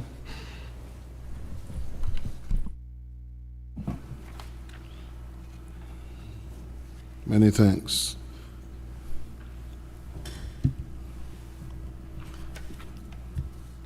Madam Speaker, honorable members, the object and purpose of the bill may be shortly stated in the following manner. I think members and the whole House would recall that in preparation for assessment, CFATF assessment, and also in compliance with CFATF regulations and policy objectives, certain enactments across the grouping required to be done. This proposed amendment to the Proceeds of Crime Act is one such amendment consistent with those requirements. The object and purpose are simply the following. One, to enlarge the definition of cash consistent with CFATF recommendations ahead of our assessment, to include, without exhaustively indicating, but just as a matter of, by way of reference to a few of those included definitional terms covered by the meaning of cash, the following: notes and coins in any currency, postal orders, bankers' drafts, bearer bonds, bearer shares, and generally any other monetary instrument that is prescribed by an enactment to mean cash, any future enactment, that is. Secondly, to address confidentiality and an exception to the Restriction of Confidential Relationships Act in relative to information exchange upon request by the governor under mutual legal assistance relative to investigations in respect of money laundering. That is proposed by the insertion of new sections 153A and 153D as indicated on the overleaf or page, what would actually be page 3 of the proposed amendment or the amendment bill. Notwithstanding, it does provide that in relation to the operation of a request under the Proceeds of Crime Act at proposed amendment introduced in section 153C, that information provided to or received by the Attorney General for the facilitation of external requests or order under this Act, of course that Act would mean the Principal Act, shall be kept confidential. The amendment provides for amendments in relation to breaches or offenses for breach of confidentiality. That is introduced by proposed section 156 from 153D in the following manner. Person who divulges information to any person other than his legal representative, contrary to sections 153B and 153C, commits an offense and is liable on A, summary conviction to a fine of not exceeding $50,000 or to imprisonment for a term not exceeding 3 years or both, and B, conviction on indictment to a fine not exceeding $100,000 or to imprisonment for a term not exceeding 5 years or both. These are essentially the amendments to the Principal Act proposed in accordance with recommendations emerging from CFATF. I commend it to the House. Thank you, Honourable Member. I now invite debate on the bill for Proceeds of Crime Amendment Act 2023. Floor is open for contributions.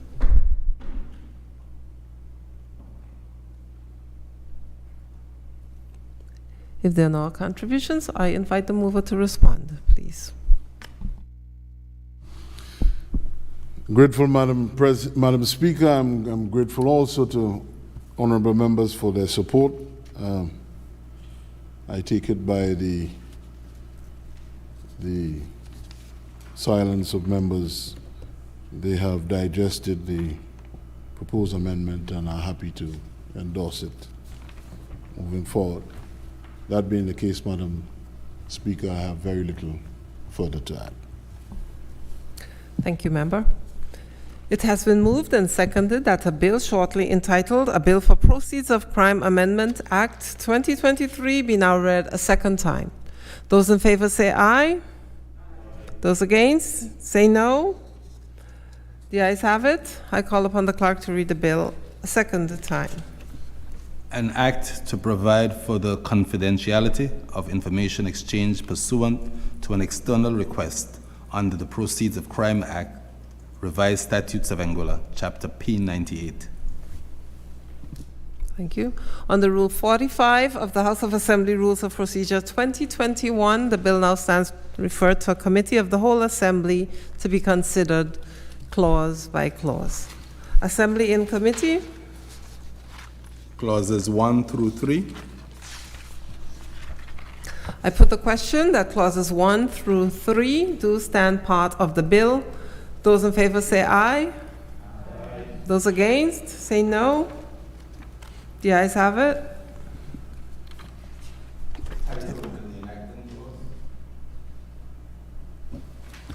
I put the question that the title and the enacting clause do stand part of the bill.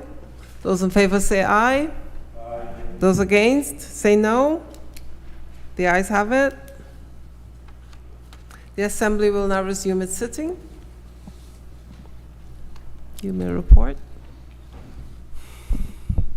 Many thanks, Madam Speaker. Madam Speaker, I beg to report that the bill shortly entitled A Bill for Proceeds of Crime Amendment Act 2023 has passed through committee stage without amendment and is ready for its third reading. A Bill for Proceeds of Crime Amendment Act 2023, third reading. Madam Speaker, I beg to move that a bill shortly entitled A Bill for Proceeds of Crime Amendment Act 2023 be read a third time and passed. Madam Speaker, I second. Moved and seconded that a bill shortly entitled A Bill for Proceeds of Crime Amendment Act 2023 be now read a third time and passed. Those in favor say aye. Aye. Those against say no. The ayes have it. I call upon the clerk to read the bill a third time. An act to provide for the confidentiality of information exchanged pursuant to an external request under the Proceeds of Crime Act, Revised Statutes of Anguilla, Chapter P98. Bill read a third time and passed. A Bill for Criminal Justice, International Cooperation, Anguilla Amendment Act 2023, second reading. Honorable members recognized. Madam Speaker, I beg to move that a bill shortly entitled A Bill for Criminal Justice, International Corporations and Anguilla Amendment Act 2023 be read a second time. Madam Speaker, I second.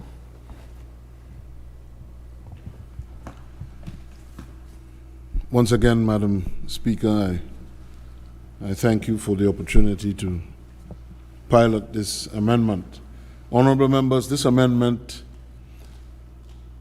as you would no doubt see, replicates it is a concomitant amendment to that which we have just undertaken and passed in relation to the Proceeds of Crime Act, save only that the amendment to this principal act, that is the Criminal Justice International Corporation Act. The amendment only seeks to adjust the situation relative to the maintenance of confidentiality and the exception to the Restriction of Confidential Relationships Act. The offenses introduced on the overleaf in relation to the proposed Section 18D are the exact same offenses and same punishments introduced under the Proceeds of Crime Act. Under this enactment, relative to the keeping of confidentiality and confidential information being kept inviolable, that duty falls to the governor as opposed to the last enactment, which spoke to the Attorney General, because of the operation of this principal act, where the exchange is between the exchange of information is between focal points, which under that enactment, the governor is deemed to be the focal point for Anguilla. So that Section 18C introduces the obligation that information provided to and received by the governor for the facilitation of the exchange of information or otherwise for the purpose of criminal proceedings or criminal investigations shall be kept confidential. All in all, Madam Speaker, honorable members, these amendments so introduced under this bill are uncontroversial. I commend them to the whole House. Thank you, honorable member. I now invite debate on the merits and principles of this bill. The floor is open for contributions. If there are no contributions, I invite the mover to respond. Please. Once again, I repeat my happy acceptance of the support of honorable members in achieving and piloting these necessary amendments to existing legislation in Anguilla relative to our CFAT of compliance and strengthening our legislative framework to deal with money laundering and other corruption vices. That being said, Madam Speaker, there is nothing I wish to add. Thank you, member. It has been moved and seconded that a bill shortly entitled A Bill for Criminal Justice International Cooperation Anguilla Amendment Act 2023 be now read a second time. Those in favor say aye. Aye. Those against say no. The ayes have it. I call upon the clerk to read the bill a second time. An act to amend the Criminal Justice International Cooperation Anguilla Act, Revised Statutes of Anguilla, Chapter C 145, to require the confidentiality of information exchange for the purposes of criminal proceedings or criminal investigations. Under Rule 45 of the House of Assembly Rules of Procedure 2021, the bill now stands referred to a committee of the whole Assembly to be considered clause by clause. Assembly in committee. Clauses 1 through 3.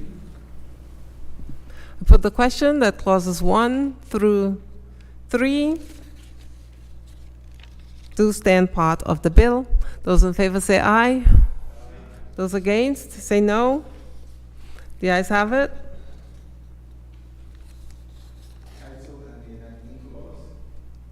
I put the question that the title and the enacting clause do stand part of the bill. Those in favor say aye. Aye. Those against say no. The ayes have it. The Assembly will now resume its sitting. Madam Speaker, happy am I to beg to report that the bill shortly entitled Criminal Justice International Corporation Anguilla Amendment Act 2023 has passed through committee stage without amendment and is ready now for its third reading. A bill for Criminal Justice International Cooperation Anguilla Amendment Act 2023, third reading. Madam Speaker, I beg to move that the bill shortly entitled A Bill for Criminal Justice International Corporation Anguilla Amendment Act 2023 be read a third time and passed. Madam Speaker, I second. Thank you. It has been moved and seconded that a bill entitled Criminal Justice International Corporation Anguilla Amendment Act 2023 be now read a third time and passed. Those in favor say aye. Aye. Those against say no. The ayes have it. I call upon the clerk to read the bill a third time. An act to amend the Criminal Justice International Cooperation Anguilla Act, Revised Statutes of Anguilla, Chapter C-145, to require the confidentiality of information exchange for the purposes of criminal proceedings or criminal investigations. Bill read a third time and passed.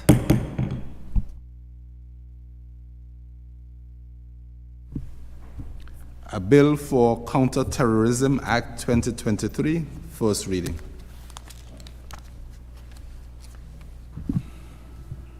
Madam Speaker, I beg to move that the bill shortly entitled A Bill for Counter-Terrorism Act 2023 be read a first time. Madam Speaker, I second.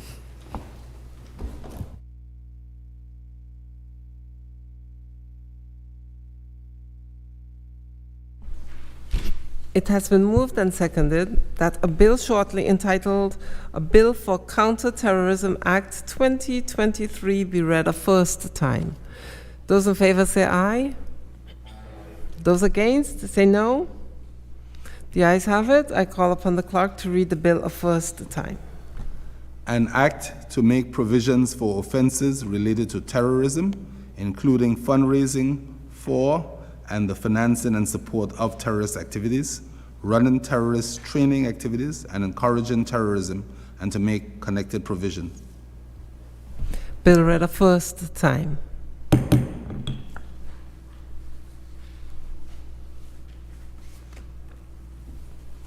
A bill for Proliferation Financing Prohibition Act 2023, first reading.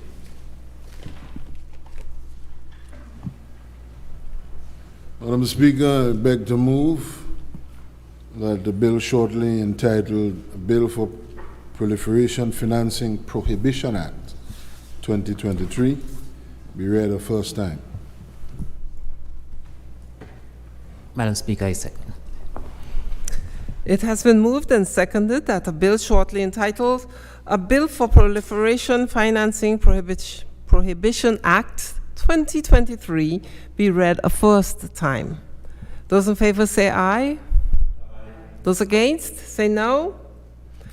The ayes have it. I call upon the clerk to read the bill a first time.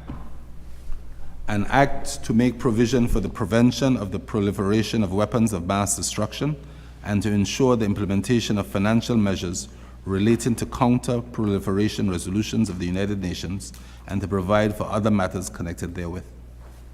Bill read a first time.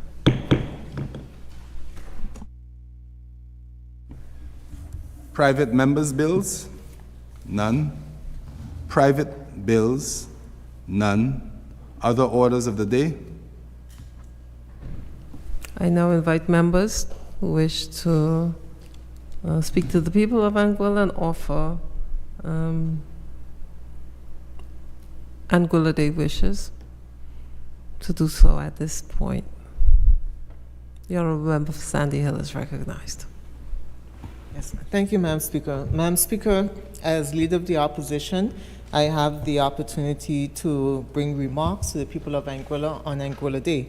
And so at this session, I would simply like to say to all of those persons who are listening via social media, radio, in Anguilla, outside of Anguilla, our diaspora, to have a happy, pleasant, and loving Anguilla Day. Thank you, Madam Speaker. Thank you. Any other?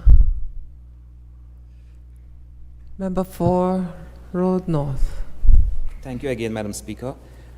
Madam Speaker, before I go into extending my Anguilla Day greetings to everyone, I'd just like to extend condolences to the family of Althea Richardson there, who passed away and have gone on to be with the Lord. I wish her children, her grandchildren, her great-grand, my deepest condolences. To everyone listening, to the whole of Anguilla, I just want to wish everyone a happy Anguilla Day. I'm asking everyone to be responsible. Come out to the park, to the James Ronald Webster Park at 7:45 a.m. on Tuesday, and be part of the festivities there. We'll get some resounding speeches by our leaders. It will be exciting, so I'm inviting everyone to come out, and then you can head down to Sandy Ground to see the start of the boat race. I've heard that every charter boat has been booked, so I know it's going to be a celebration on the sea, and I invite everyone to seriously be responsible. Be responsible. We know it's a time when we like to party, we like to get on, but I just ask everyone to be responsible. Thank you, Madam Speaker. Thank you, Honorable Member. Any others? Member for West End. Thank you, Madam Speaker. Madam Speaker, Anguilla Day is viewed a couple of ways. Obviously, the speeches at the park, or the ceremony, I should say, at the James Ronald Webster Park, which takes into account the challenges or the struggles that Anguilla had many years ago. And then it's of course, it goes to the water. And I thought I'd get up before the Premier, because last time I challenged him about a boat race, he was successful. But I think that this time it might be different. And I think that's the beauty of our national sport, Madam Speaker, simply because when we talk about an island or a people that's divided, there's something special about boat racing that brings us all together. But as the member for Road North mentioned, it is important that we keep it a very safe day. People will have fun, and we expect them to have fun. I will also challenge the younger generation to really appreciate why we have so much fun on that day. It's those who, in the past, who would have put their lives at risk to give us the degree of independence that we have today. So to all, I wish you the very best on Anguilla Day, and may the best boat win. And that is, of course, the light and peace, Madam Speaker. Thank you. Visual thinking, huh? Member for Valley North. Thank you, Madam Speaker. I think on this occasion, I'll agree with the Honorable Premier in that Team UFO. So, Madam Speaker, Madam Speaker, thank you for the opportunity. I wish the honorable members of this House, the people of Anguilla generally, and specifically the constituents of Valley North, a happy Anguilla Day in advance. I asked us over this weekend period, Madam Speaker, to reflect on where we've come over the past years, the things that we have achieved, and ensure that we never lose sight, Madam Speaker, of our ultimate goal of having a successful Anguilla where our citizens can have a decent quality of life, where we can send our children to school, Madam Speaker, in safe spaces, where we can live quality lives, Madam Speaker, where we can travel, where we can enjoy life.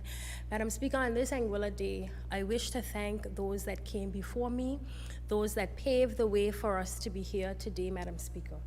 Those who still remain in grief, Madam Speaker, I ask that our honorable members of this House continue to keep them in their prayers. Madam Speaker, at this time, I wish to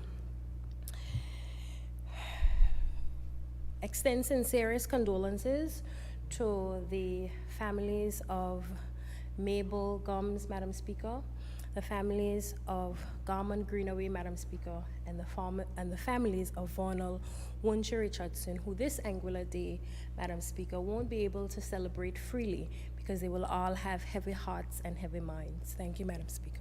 Thank you, Honorable Member. The Single Island Wide Electoral District Member, Joseph Vanterpool, is recognized. Thank you, Madam Speaker. Once again, Madam Speaker, I'd just like to reiterate my sentiments from earlier, as I wish everyone a happy and enjoyable Anguilla Day as it comes. As we approach Anguilla Day, I ask that we reflect not only where we are today, but what the vision was that our forefathers had for Anguilla and where they would like to see us today, as well as where we want to see Anguilla in the future for future generations. The vision of our forefathers will stand to be the foundation upon which we build going forward to hopefully make a better Anguilla for those to come.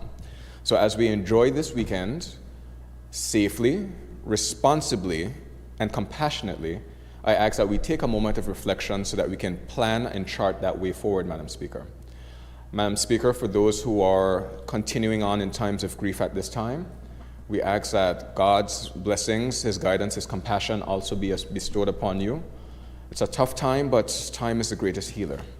And we'll all come through this stronger, better as a community. Before I sit, Madam Speaker, I'd like to take this opportunity on behalf of the organizing committee of the Welch's Village Fest to invite everyone all out to our community of Welch's on Monday the 29th. Festivities are due to start from 8 in the morning until 8 in the p.m. And for those who may never have attended, the whole point of the Welch's Village Fest is to preserve our culture and our past practices for our current generations and those to come. We talk often about the effects that media has and how outside influences are changing our culture, but it is our responsibility to not only preserve it, but to pass it on to future generations. So before anyone starts messaging me, by the time I sit down asking for Johnny Cakes, the Johnny Cakes, there will be plenty, but they go fast, so come early. The sham, it goes fast, make sure come out early. If you're not there, you're going to hear about it, and you're going to be sad that you did not attend. So see you at the Welch's Village Fest. Happy Anguilla Day to all. Thank you. The Honorable Member for Road South is recognized. Thank you, Madam Speaker. Sorry. No, not necessarily. I'd just like to wish everyone a happy and safe Anguilla Day and remind us of the reason why we celebrate Anguilla Day, because those band of patriots, Madam Speaker, who loved Anguilla, decided that the dusty roads, which we still have, lack of water, which we still plague with, electricity, which we still challenge with, the lack of jobs and opportunities, which we don't have anymore thanks to this administration, was not good enough for us. And so in 1967, we started a revolution. But what a lot of us do not remember, that in 1969, we had another referendum. And that referendum was to become the independent Republic of Anguilla, with an independent constitution, a president, our own national flag, and I believe even our own currency, Madam Speaker. In 1969, it was an overwhelming referendum. But less than 2 months later, we were invaded with the might of Her Majesty's government.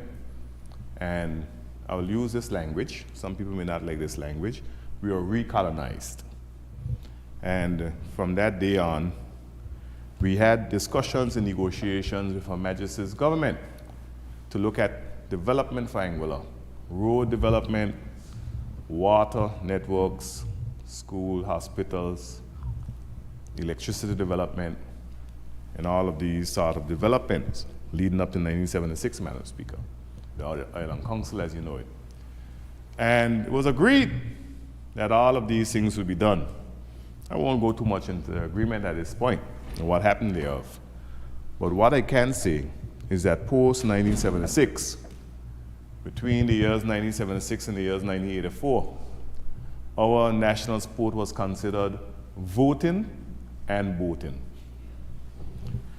And so we were able to settle the whole issue of premature elections following 1984. And we've had, for a large extent, stable government, even though, there have always been entities who have tried to destabilized the country and the government over the years. But we've had stable government, and we've had boat racing. It was on August Thursday, down at Meads Bay in 1971, before I was born, where my grandfather, James Hughes, suffered with the excitement at the age of 83, a stroke that took his life, Madam Speaker. And there was a song that we all celebrated every year. If you're looking for me on August Thursday, we down at Meads Bay. We down at Meads Bay. Because Meads Bay was the place to be, Madam Speaker. And that's, sorry? Oh yes, she down at Meads Bay. Madam Speaker knows the lyrics of the song very well. And Meads Bay was the spot to be. And Sandy Ground now is the spot to be, along with Meads Bay, Island Harbor, Blowing Point, and the other respective areas, Madam Speaker. There's so much that goes on in around Carnival, Madam Speaker. And we all celebrate, Anguilla Day, Madam Speaker. I'm so excited about Carnival because I know the Minister of Social Development is working on a grand plan for a new Lansing Bowl Cultural Center, and we talk about that every day. But Madam Speaker, as it relates to Anguilla Day, it's a time for celebration and also a time for reflection. Because for those persons who believe that we have not progressed, they are sadly mistaken. Because I was long in high school when we finally got electricity in our part of South Hill, Madam Speaker. And I can remember when the roads were paved on that side of the island. I remember when Capjaluca and Malihana opened without electricity, where they were powered by generators, Madam Speaker. I remember when the power plant was at the People's Market and the children of the Valley Primary School was being killed with soot from the smoke of that machine, Madam Speaker, that was at the People's Market. When there was an ice plant, Madam Speaker. So for those who believe that we have not progressed, we have progressed significantly over the last years. Yes, we have progressed exponentially since June the 29th, 2020. But between the period of 1967 and June 2020, we have made significant strides in all spheres, Madam Speaker. Whether it be sports, whether it be social, maybe we have regressed a little bit culturally, but culture is dynamic. And that's why the Village Fest, the Welch's Village Fest, continue, and the South Hill community and those type of youth organizations and civic organizations, the Festival El Mar and so forth, try to maintain a semblance of the culture of old. But culture is dynamic as you have different influences from around the world.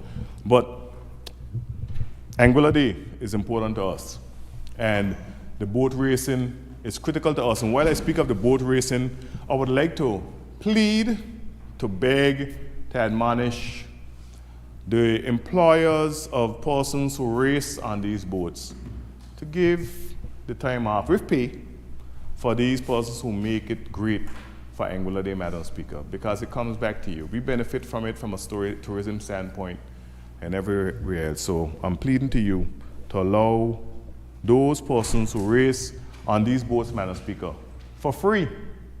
I raced on the tree, Madam Speaker, for many years. Never saw a dime, never expected a dime. And anybody who races on a boat know that there's no monetary gain from it. These boats are extremely expensive to maintain, and hopefully out there, good wisdom will prevail, because sometimes some captains can do things that are not in the best interest of everyone. So I'm just wishing everybody a safe period, and to all those persons who may have malice in their heart, remember, it's a choice. Everything is a choice. So choose wisely, and do not bring any harm to yourself, your colleagues, your friends, your cousins, because we are all family, and to the country, Madam Speaker. Thank you. Thank you, Member. I'm just going to add to that. I'm not really supposed to chime in here, but if you have malice, you should stay home. You're not really going to celebrate if that's the mindset. And if you have a gun, stay home.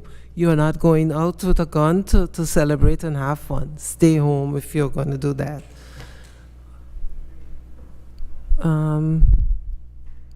The member for Valley South is recognized. Thank you, Madam Speaker. I think everyone has really said everything that I would have in relation to Anguilla Day. So I'm just using this as an opportunity to ensure that people remember that there are activities that are have been happening and that are going to be happening. We had the spelling bee where, of course, I'd have to congratulate OKPS on their victory. But that was part of the Anguilla Day celebrations. And then tomorrow at 6 p.m., we will be having the primary school Anguilla Day quiz. So I will urge and invite everyone to come out and support their alma mater or their children's school with the primary school quiz. I remember this from the time I was participating in it myself. And I think that it is a very good opportunity for young people to engage with the historical details of the Anguilla Revolution, beyond knowing that we celebrate it on a boat and that we have a service and a march past. It's important for our young people to also appreciate the details of the revolution so that they can move forward from there. But we also have some more exciting events happening this in the lead up to Anguilla Day, Madam Speaker. We have a dance-off that's going to be taking place this Thursday. I'm inviting whoever feels as though they have hips to shake to participate in the dance-off. You might want to call Drift and ask him if he's available. But I also would like to invite the general public to all of these events to even participate in the door decorating competition. Is a competition that's taking place now where you can decorate your doors with Anguilla colors and then submit some videos about the best places you think in Anguilla for a Facebook challenge. And there are monetary prizes also attached to these exercises, so it's not for naught. But we also want people to really envelope themselves in everything it means to be Anguillian, specifically the good things this weekend. And then to join everyone this Sunday at the service at the Seventh-day Adventist Church at 3 p.m. and our celebration and march past on Tuesday morning. Now, Madam Speaker, I know that there are a lot of people who've already booked their charters for their boats, and they will be judging whether or not they'll be coming at 7:45 to our march past versus resting for their mornings into afternoon of celebrations. But I would encourage, even especially because that's going to be targeting our younger persons, to still try to make an effort to understand the reason why you're able to celebrate in that way on a boat on Tuesday. So I want to wish the general island, everyone across the island in the diaspora, not just in Valley South, but everywhere, to enjoy a healthy, happy Anguilla Day celebration. And to reiterate what the member for Road South said, if you have malice in your heart, stay home. But I really do want us to have a great celebration and for us to continue to take the lessons and to reinterpret the lessons we learned from the Anguilla Revolution into the future of how we deliberate our relationship with the United Kingdom government, and even how we chart the way forward as nationals of this beautiful island. With that said, those are my remarks. Happy Anguilla Day weekend to come, and all the best. Thank you. The Honorable Single Island Wide Electoral District Member, Mrs. Quincy Adams-Marie, is recognized. Thank you, Madam Speaker. I rise shortly to wish the people of Anguilla, those in the diaspora and those who have become Anguillian by love or by time, a happy Anguilla Day. Every time we consider Anguilla Day, it's hard not to think about what led us here and the principles of what an Anguillian is, the principles of peace, strength, and endurance. And I wish the people of Anguilla to embody these characteristics and virtues as we celebrate Anguilla Day this year for our 56th anniversary of the Anguilla Day Revolution. Last week, myself and the member from Valley South spent a couple hours, I would say, in Barbados, where we featured on the panel, the leadership panel for technology and innovation as the primary tools of sustainable development. And while we were there, persons who would have visited Anguilla before spoke about the opportunity to read a book that was gifted to them by the Honorable Premier about the Anguilla Revolution and the work of Ronald Webster. I can't remember the title of the book. But they came away with a keen understanding of what it means to be an Anguillian. The fact that we have the principles of ownership, that we own our land, that we feel pride in our ability to own. The fact that the resilience is inherently Anguillian. We decided to stay here when every forecast would have said that staying here is equal to death. And also the understanding that this land and this rock, as we affectionately call it, is worth fighting for. And after reading that, the institution itself, had to reimagine how it looked at Anguilla, because Anguilla's story is so unique from the rest of the region. And it comes out in a way that we have politics, our social interactions, our vision of ourselves. And then I think of that experience, and I think of the pride that I felt when I visited Fenchurch restaurant when I was in the UK with the Premier, which the head chef is Kurt Gomes. And I had the opportunity to have dinner at that restaurant, and I experienced Anguillian food with a twist. And I think of all of the ways we have exported the Anguillan experience from here to shores that we ourselves may never be able to reach, but we have impacted the world, this small rock. And when I group all of these experiences I've had in the past few weeks, I remember the words of Ms. Patsy Adams, teacher Patsy Adams. We're small in size, but very dignified. And I would hope that every Anguillan, every person who lives in this country, can feel that they are dignified by being Anguillan. They can feel proud of what it means to be Anguillan, and not only celebrate it this weekend in the activities and the community events that are coming up, but really stand firm in who we are, proud, strong, and free people, and really lean into that and let it guide our lives beyond the collective identity. So happy Anguilla Day to all. Thank you to those who would have passed and the family of those who would have sacrificed to play a part in the revolution. I have uncles and aunts who have been awarded for their time in the revolution. Members of my community who have also been, as a person from East End, we always talk about the revolution began in the East. And it's something that I hold so dear to my heart. So I can't focus on what we will become without thanking and honoring those who have contributed to where we are today. And this is a season of celebration, but we also recognize those whose hearts are too heavy to celebrate. And being with them and observing also, I send my love and my best, and promise them that the circumstances around their sadness is not Anguillan. And we look forward to redefining that and really embodying something that reflects the fight that got us here. Thank you. Thank you, Honourable Member. The Honourable Deputy Governor is recognized. Thank you, Madam Speaker. Madam Speaker, I learned about the Anguilla Revolution in this book called Where There's a Will, There's a Way by Mr. Petty and Mr. Nat Hodge. I was in high school at the time, a high schooler. But I'm pleased that my daughter, who's 7 years old, is learning about the revolution at this age.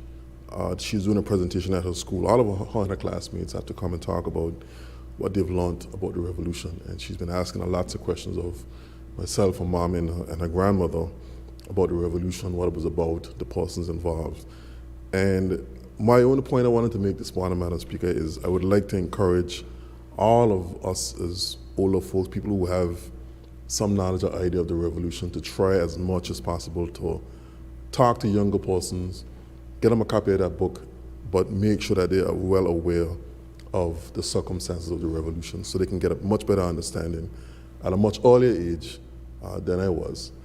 And with that, Madam Speaker, I also want to say congratulations to our Badge of Honor winners, who will be, not winners, awardees, who will be recognized at the parade next week. And I also want to wish a happy Anguilla Day to everybody listening, but in particular, my colleagues in the Anguilla Public Service. Thank you, Madam Speaker. Thank you, Honorable Member. That's everyone in. Now I acknowledge the Honorable Member for Island Harbor. Thank you, Madam Speaker. I have the honor of being able to make my remarks on Anguilla Day, so I will save it most for that. But just want to say, since the mention of the around the island boat race came up by my learned colleague, I guess those unidentified flying objects from the east will be leading the race and winning again. So we look forward to that, Madam Speaker.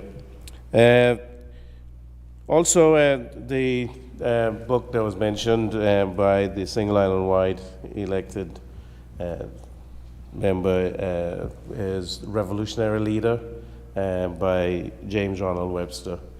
And I had the honor of being able to get that manuscript that he had, got it published for him in 2011. And I certainly think it has helped to crystallize his experience, from the time he returned to Anguilla in 1964 until 1984.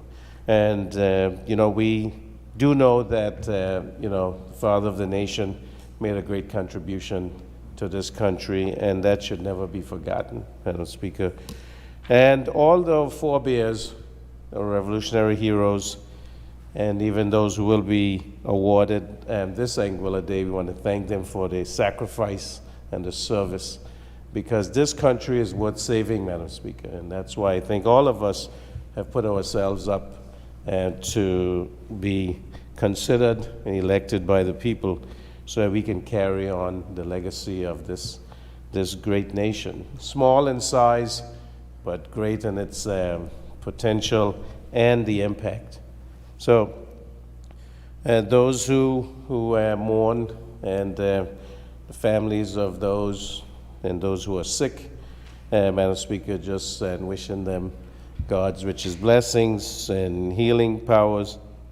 And to everyone in the diaspora and here in Anguilla, wishing a happy, healthy, and safe Anguilla Day, Anguilla Week.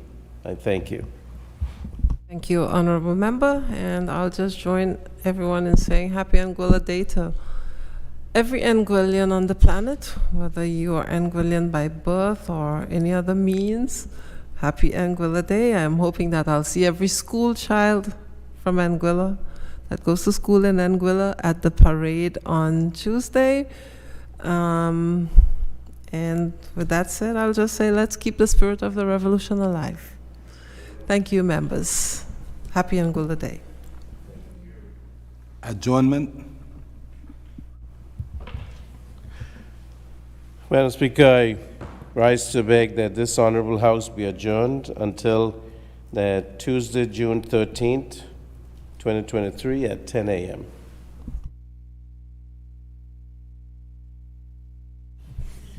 Madam Speaker, can I rise a second? It has Yes. been moved and seconded that this Honorable House stands adjourned until June 13th at 10 a.m. Those in favor say aye. Those against, say no. The ayes have it. This Honorable House now stands adjourned until June 13th at 10 a.m. Thank you, members. Have a good day.